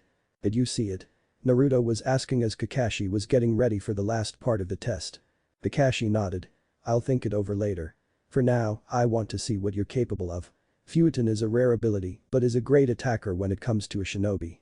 Asuma uses his Futon abilities in his chakra, inducing trenched knives to extend and sharpen the blades. But there is also another similar power when it comes to defense. Try to attack me, Kakashi-sensei. Kakashi smiled behind his mask and took a kunai out quickly and threw it towards Naruto, who stood still, and as it came up Kakashi saw in normal view that the kunai turned and was flung past Naruto without even a slight bit of trouble. Naruto grinned. Try some more, Kakashi-sensei. Kakashi grabbed 10 and a few shuriken along with them and threw them all towards the blonde student, and this time, to all visible eyes they saw wind suddenly spew out of Naruto and the weapons either turned away or stopped and dropped. Kakashi grinned behind his mask. Wind used against the body to keep away the normal throwing weapons. How does it hold up to swords? Kakashi drew his and charged Naruto, and when he swung down, a thick amount of wind and steam poured out and stopped Kakashi in his tracks. Even if Kakashi was holding back, he knew the blade was not going anywhere. Naruto let Kakashi draw back a few feet before grinning again. Use a Kage Bunshin, let me show you an attack jutsu. Kakashi nodded and summoned a few clones to surround Naruto. No hand signs, but in a split second a crater was formed, and no sooner did they sense the chakra was there a tornado of wind blowing in perfect unison within the crater's range, and all the clones suddenly disappeared, not before Kakashi saw the cuts appear of course, and knew how deep when he found skin come out of nowhere. Tsunade was grinning ear to ear. That's my godson. Glad to know he has some tricks up his sleeve. Larxene, who was now stopping her drooling, shot up. Of course. He's a superb ninja. There's only one more thing, his Raiten is even stronger. He could destroy the forest if he used Raiten instead of Futon. Tsunade and Shizune both gawked, but as Shizune didn't stop, Tsunade did to smile. So you're protective of his abilities. I guess you two got close, huh? That got Larxene to blush before pouting. Yeah, so what of it? Naruto and me see eye to eye in a few things, and he loves the way I helped him with his element. He even gave me a kiss for showing him how to use it to improve his own father's jutsu. Minato chuckled darkly. Please don't do this to me, my reputation is at stake here. Larxene grinned madly. I'll expect something to please my silence, Minato-san. Minato sighed, wishing it wasn't what he was thinking. Fine, anything, just don't tell about that one time. Jiraiya huffed slightly. Lucky Gaki doesn't know what luck he has, I envy him always. Tsunade's sweat dropped at that, likely wondering what this all meant, but let it drop for now. And to Kigakure. The man in white with a headband over his eyes was inside the office of their Takakage and was thinking about what was going to be said. You realize what position I'm in, don't you? The Takakage had his chair turned away from his visitor. We have a Megakure and Yuzigakure on our backs and most likely a very thunderous Kirikage coming to visit about our failure. The young man in his Jounin vest nodded. Sir, Naruto is within his village and right now tying his bonds as we speak. He is also going with our plans, as I made sure of. We will not fail, Takakage-sama. The leader didn't buy it right now. Even if Naruto is doing as we planned, it does not mean you're right and accurate. I remember a few times where you messed up by just a simple step to your house and suddenly our third encounter had to be postponed or we would have died. The young man bowed in shame. I know, Takakage-sama, and I will keep my insight as well as I can possibly amount, but right now, it's about Naruto, not me, so please trust me one more time before our time is up. The leader turned to the black-haired man and smiled. You know I will always trust you, Kage-kun. Now please, get ready for your travels tomorrow. The Uzukage will not be pleased to see you late. The young man, now known as Kage, bowed and left. The Takakage sighed as he turned to look at his village. I hope you don't disappear, Naruto-kun. Konoha streets. The Kiju hummed, passing through the market street of Konoha. She wondered what she could find to get while she was in Konoha. Clothing wasn't much her fashion, more like a hobby to find out how boyish or how sexy she could look and actually pull it off, and the usual civilian shops didn't give anything interesting. A pot here and necklace there, maybe a stuffed bear or cat as a home pet. She suddenly stopped as she found a ninja tool shop and smiled. She'd like to get a few more kunai and miniature sides for her weaponry collection. As she entered, she found a girl with buns on her head and looked a little like a panda, especially how she was lazily slumped over the counter. Bikiju decided to look around for a quick peek to see if she could find any weapons she liked or didn't know about yet. After a few minutes of looking, 2 more people came into the shop. Aheyo Tenten. Yo, got the order filled out yet? My sis might castrate me if I don't bring her order before coming home. A gruff-looking boy with a medium-sized white dog told the counter lady, no confirmed as Tenten. Beside him walked a pale girl with long blackish blue hair and white eyes, some tight but long kunoichi pants and a large jacket covering her fairly endowed attributes.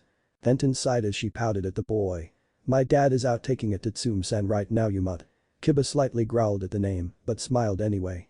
Well nothing doing I guess. Yo Hinata, how about you, didn't you say you had to pick up your sister's genin test order? Hinata nodded. Hi.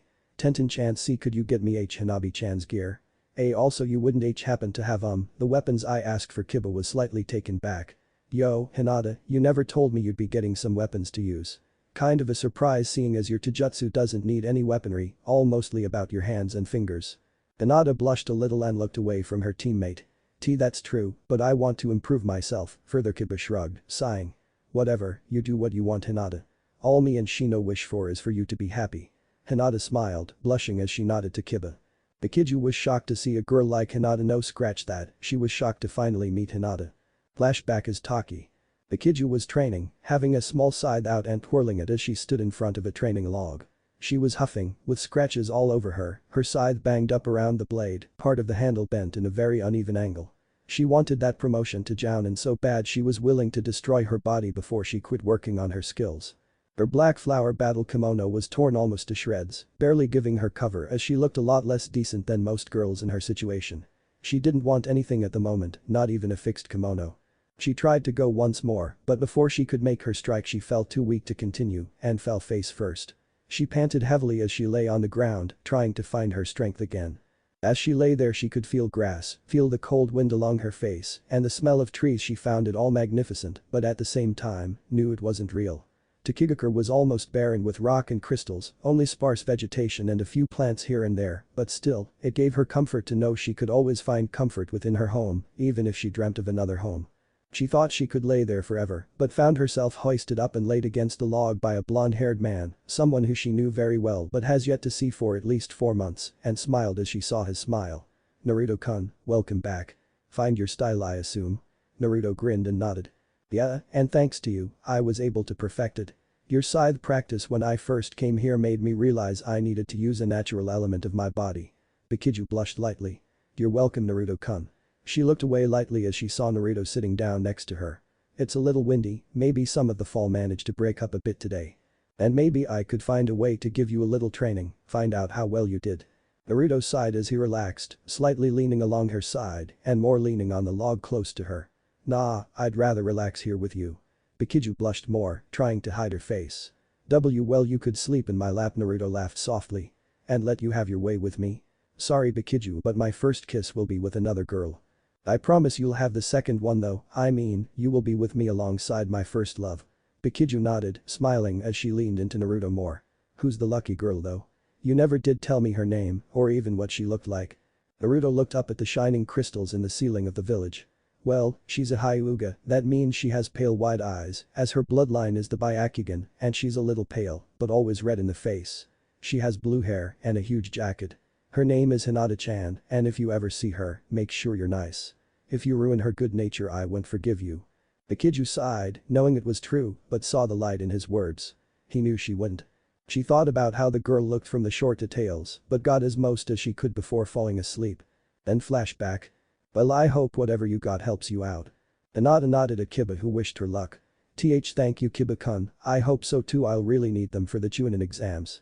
Tenten was going through the back for the special gear Hinata had asked for, and as she did that Bikiju grabbed a new Tsukishu side and walked to the counter. So you're a genin. You look strong enough to be a Chunin already, maybe even a Jounin. Hinata and Kiba now looked at the new girl in town, and Kiba grinned well hey. Eavesdropping aren't ya? Well truth be told we've had little to no success because of our clans. Bikiju giggled slightly as Hinata looked away slightly. Well, clan or not, if you fail to get to Chunin, how can you face your clan? Kiba pouted a little as Hinata looked sadly away. Kiba got through it first. Me? I'm just not motivated because my sis would rather kill me as a Chunin than even try to murder a genin. This time though I know I have to make it or I'm as good as dead. Clan says I have to make it or I'll never be a true Yazuka. Bikiju looked to Hinata and frowned at the sad look what's the matter? Hinata shook her head and faked a smile, and Bikiju noticed it. I'm fine, just thinking about everything in my clan right now. Bikiju nodded. That's obvious, but what exactly is so troubling you're stopping yourself from becoming a Chunin? Hinata was about to go and forget the orders from Tenten, who managed to find the gear for Hanabi, but yet to find her own order, but before she could start walking Bikiju caught her hand in a gentle caress. It's alright, you don't have to tell me, but don't count yourself out yet. I'm sure it's important, but I'm also quite sure someone I know can help you. Tenten came back and smiled. Well, seems Hinata's finding a new friend. So is that scythe all you're looking for? Bikiju shook her head. Not really, think you could add on a few small throwables in the order. Oh, and maybe a kunai or 5, I've got to restock my scroll. Tenten got the other stuff and gave 2 scrolls to Hinata. There you go, Hinata-san. Oh, that's right, I almost forgot, find a third for the exam. Bikiju was slightly curious. Third. Hinata nodded, blushing a little as she took her 2 scrolls. Emmy and Kiba are the only genin left, and not including Naruto-kun. We have to find another genin to help us take the exam or we forfeit by default. Bikiju paid for her stuff and stocked the kunai and throwing scythes into her own scroll and threw her new weapon along her back. Why not Naruto-kun? Hinata blushed deeply and Kiba was really confused by that question. He's out of town for a while, we don't even know if he'll be back by the time we have to go. Bikiju smiled mischievously. Oh really? Well now you know. He returned yesterday afternoon, I was with him when he came back. He'll be by the academy I believe. Something about a teacher he had. She was thinking about the name that was given but couldn't put her finger on it until Kiba answered her. You mean Iruka-sensei? Wow, guess I'll go greet him. Hey Hinata, think we should go find out about her favorite knucklehead. Hinata was blushing really red and also pushing her fingers together. Why yay. I'd like to see him again after all this time. Kiba smirked. Yeah. So let's get going huh? Akamaru, let's go see Naruto. Akamaru barked around all this time, lightly and unnoticed as he looked for anything to entertain him, now called he barked out the door, excited to hear about Naruto. Tenten looked on as the group left and as soon as she saw Bikiju start off she wanted to know badly hey, you didn't just say that to get her hopes up did you? Bikiju smiled and turned around a little, looking with a sideways gleam. Nope, Naruto truly is back. I came here with him and a few others. Hope your business goes well. And with that Bikiju was gone. Konoha Shinobi Academy. Iruka was giving a lecture to his students, smiling with pride as this batch of students were a good crop and could easily be the best class of any other year. That was, until he spotted a few grades a few days ago and knew he had at least 3 weak youths or the normal dope of the class. As he was about to let out for some exercise, a poof came out of nowhere by him and there stood Naruto. Why, hello Naruto. Glad you could make it. Everyone in the room gasped and a few even fell out of their chairs in fright. Naruto laughed loudly at the scene as Iruka did with him, half expecting that reaction. Iruka stopped so he could get the class back in order before turning to Naruto. Class, I'd like you to meet a former student here. Naruto Uzumaki, Konoha's #1 knuckle-headed shinobi. Some of the class looked at him like a king of shinobi, seeing as he looked extremely strong, but a sparse few thought different. The girl in the back row with long black hair and wide eyes and pale skin looked in wonder at how much this blonde looked like their late yondaime. Hanabi raised her hand really quick. Iruka saw this and pointed her out. Yes, do you have a question? Naruto saw the girl and grinned widely. Oh if it isn't Hanabi. What's your thoughts huh? Hanabi blushed lightly before looking down. Well, I was just thinking maybe you looked more like our dead yondaime Hokage after she said that everyone suddenly broke out in whispers and shock, finally seeing it. Naruto chuckled before suddenly being in front of Hanabi, who was passive for a second before falling back screaming in shock. Naruto chuckled before offering a hand. Sorry, but whatever gave you that idea? Hanabi was still scared from the sudden speeding encounter with Naruto, but took the hand and was hoisted up with her seat. Hanabi took a minute before processing the question, and when she did she looked down. You're dressed a lot like him, and your hair and eyes, and your smile too look a lot like him. Naruto chuckled before disappearing back where Iruka was. Now Iruka was no fool, but when the first time Naruto gone across the room, he didn't notice anything, except maybe Naruto gotten a lot faster, but that second time he saw it, a yellow flash, and was quite shocked. Naruto though didn't notice and thought he'd help Iruka's class. I wasn't exactly what you call an A student, I was an orphan with no skill whatsoever, but that didn't stop me from proving how great of a shinobi I could be. I was a dope, the dead last of the class, I even failed the test to graduate 4 times, but I still pushed on to win the respect I deserved. I hardly listened to Iruka-sensei, but what he taught me, whether I listened or not, was all true and at least half of this stuff will help you. Iruka's sweat dropped from that. You weren't exactly Mr. Know-it-all, Naruto. Naruto grinned and looked to Iruka. Well yeah, but you didn't exactly give me a chance. Back then I was a troublemaker, but even so you should have been a little more supportive. Iruka sighed as the class began to laugh at him. So, Naruto, being out a while you must have learned a lot, why not giving your former teacher a hand? Oh, how Iruka would be surprised as Naruto walked to the board and started to write a few things down, and it was only after he wrote it down did everyone get a chance to see. On the board it wrote, Genins and training, what's expected of you? Naruto pointed at the board. Okay, can anyone tell me what you're expected to do as ninja? Hanabi raised her hand and Naruto nodded her way. She stood up and told her piece. We're expected to follow our codes and to always follow through with your mission, no matter the cost. Wrong. That surprised everyone, including Iruka. You're expected to follow the rules. That's true, the shinobi code is important, but what you're expected to do is to keep yourself and your comrades alive. Because without them, you cannot complete your mission, thus a failure to the village leads to you, your family, and your friends being at risk to death. In our line of work, it's true that death is likely, but if you can prevent it, then you succeed in being a friend and a shinobi. Iruka smiled, seeing that he took Kakashi's lesson for the real genin exam and combined it into being a good shinobi. What happened next would be a surprise to everyone. Naruto walked to a wall and grinned. So, any of you know how to climb walls without your hands? All of them started to giggle, and Naruto grinned more. Oh, so you think it's impossible? A few of them answered a yes, and Naruto shrugged before walking up the side of the wall and to the ceiling and looking down on the students. How about now? They gawked, they gasped, they even wobbled in their chairs, but Naruto grinned all the more. This is the normal genin training you'll receive, and if you want to pass the genin test, you're going to need a lot of chakra control and chakra reserves, so what I want you to do, and what I'll want Iruka to do, is teach you this. Iruka sighed and was going to have a hard time, but Naruto did have a point, and to make this the best class to ever graduate, he'd have to teach them this. So, before I go, I want you to tell me, what are the 3 jutsu you should know to graduate from this class? The boy from the front stood. Kawari, Henge, Bunshin no jutsu.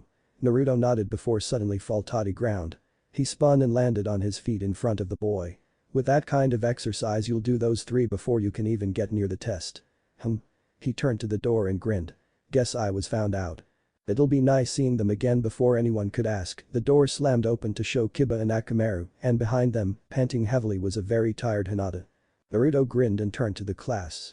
And these 2 are very good friends, whom I will protect with my life, and they for me. Remember that, because that is a true shinobi. He then turned and started to the 3. Iruka, they're all yours. And remember to do the wall walking. Iruka nodded as he walked out, ignoring his friends' calls as they followed him out. About a few steps and Naruto stopped. Meet me outside, I've got a lot of catching up to do, especially with you, Hinata-chan. And in a flash, he was gone. Hinata heard her name and blushed brightly. Hinata-chan, he called me Hinata-chan. Outside they saw Naruto standing in the middle of the yard, looking at the tree. It's nostalgic, huh? I used to sit there, wondering if I'd ever become a shinobi, and even when I failed the last time, I sat there, waiting for my chance, and got my chance, and even beat a traitor while I was at it. When teams broke up, I was hoping to have Sakura on my team, and got her, but I seen my flaws and seen what I lost while chasing my fantasies. Still so nostalgic to be here again, happy too because everything that's happened to me, made me who I am. Hiba and Hinata were downtrodden because of the sadness, but hopefulness in his voice. Hinata was first to speak after the long silence. But even if you had a tough life, why you'd always have friends like us. Naruto smiled and looked up. Kiba is a good friend, even though we're rivals, we're still good friends. But you Hinata, you're an even better friend, you've always been good to me, always smiling towards me, and never mad at what I do. You're a true friend, even if I accidentally peeked in the baths that one time. Hinata eeped and was redder than red, while Kiba was gawking at Naruto madly. Naruto grinned before flashing behind a now fainting Hinata and held her up with one arm. Come on now Hinata, don't faint on me here. Hinata was having trouble not fainting. She remembers Naruto seeing her in the hot springs and how he had to pull her out and dress her himself because anyone else would have taken advantage and no girls were around, combined with the fact he was holding her right now, she didn't stand a chance and clocked out. Naruto sighed, smiling though as he picked her up and carried her out of the grounds. Coming Kiba. Kiba nodded and followed to a training ground where Naruto sat Hinata down against a log and sat in front of her. Come on Kiba, sit next to us. Kiba did and Akamaru wrapped around him. So Naruto, how have you been, huh? Got us all worried about you, seeing as you left nearly the next day after the Sasuke incident. Naruto chuckled. Well Jiraiya didn't want me staying here after all that happened. Anyway I'm pretty damn good considering I trained harder than any of you. Kiba stretched his arm grinning ear to ear. Oh yeah? What makes you so strong? Naruto grinned wider. I beat Neji and Guy Sensei both at the same time and Guy was in the 5th gate. Kiba gawked suddenly, you think he'd unhinged his jaw? Impossible. I can't even beat Neji alone. Naruto laughed. Well, I beat him with Guy in the gates. And I still had the energy to overjutsu Kakashi and run around TH village before going to the academy. Kiba fainted as well from so much power coming from Naruto. Naruto chuckled before picking up Hinata and running to another side of the village and waited for her to wake up and he hadn't waited long when she started to stir. He grinned widely as he saw in front of the girl who was stiff the moment she saw him so close. Naruto didn't have to wait for her to faint, he just started. Come on Hinata-chan, don't faint on me again. Or do you not enjoy my company? Naruto started to pout with the famous Koinumi no jutsu. Puppy dog eyes jutsu. Hinata smiled while blushing red again but giggled just a little from Naruto's playfulness. I always enjoy your company Naruto-kun. Naruto grinned again. And you didn't stutter. You sound cute when you stutter but your voice matches your face when you don't and that's beautiful. Hinata turned even redder if that was possible and Naruto got a little closer. Hey Hinata-chan, the Chunin exams are in a week and I don't have a team, is there any way possible I can join up with Team Kurenai? Hinata was slightly shocked at this. How did you know it was a team exam? Naruto sat up and smirked his fox grin. Shikamaru told me, he is helping with it. Hinata smiled. Why yeah, we do need a third member. Naruto looked back. Kiba's strong enough and should have been Chunin already but you Hinata-chan you have what it takes to complete the exams already so why didn't you do it while I was away? Hinata looked down sadly. I'm busy, if I don't make Chunin, I'll be disowned, if I do, I'll take the spot of clan leader, even though my father will make my little sister leader if I refuse. He also said if I fail again, I'm no longer his daughter. Naruto sent out a wave of killer intent and Hinata was surprised at this and looked up to see the angry Naruto. It was only a second but once it ended Naruto looked up with determination, not anger. Well, let's show him what you're capable of Hinata-chan. We'll train together until your father can't even keep up with you. Hinata smiled. Knowing he cared and loved him even more for it. She was called beautiful, strong, and more so, a great friend. She couldn't be happier at the moment and it helped that Naruto's courage sent her into a courageous mood. Let's train Naruto-kun. I want to show you how much I've improved. They got up and started talking about their skills before doing a friendly spar with each other and having the time of their lives. In a tree on the side of the field was a figure, watching them spar.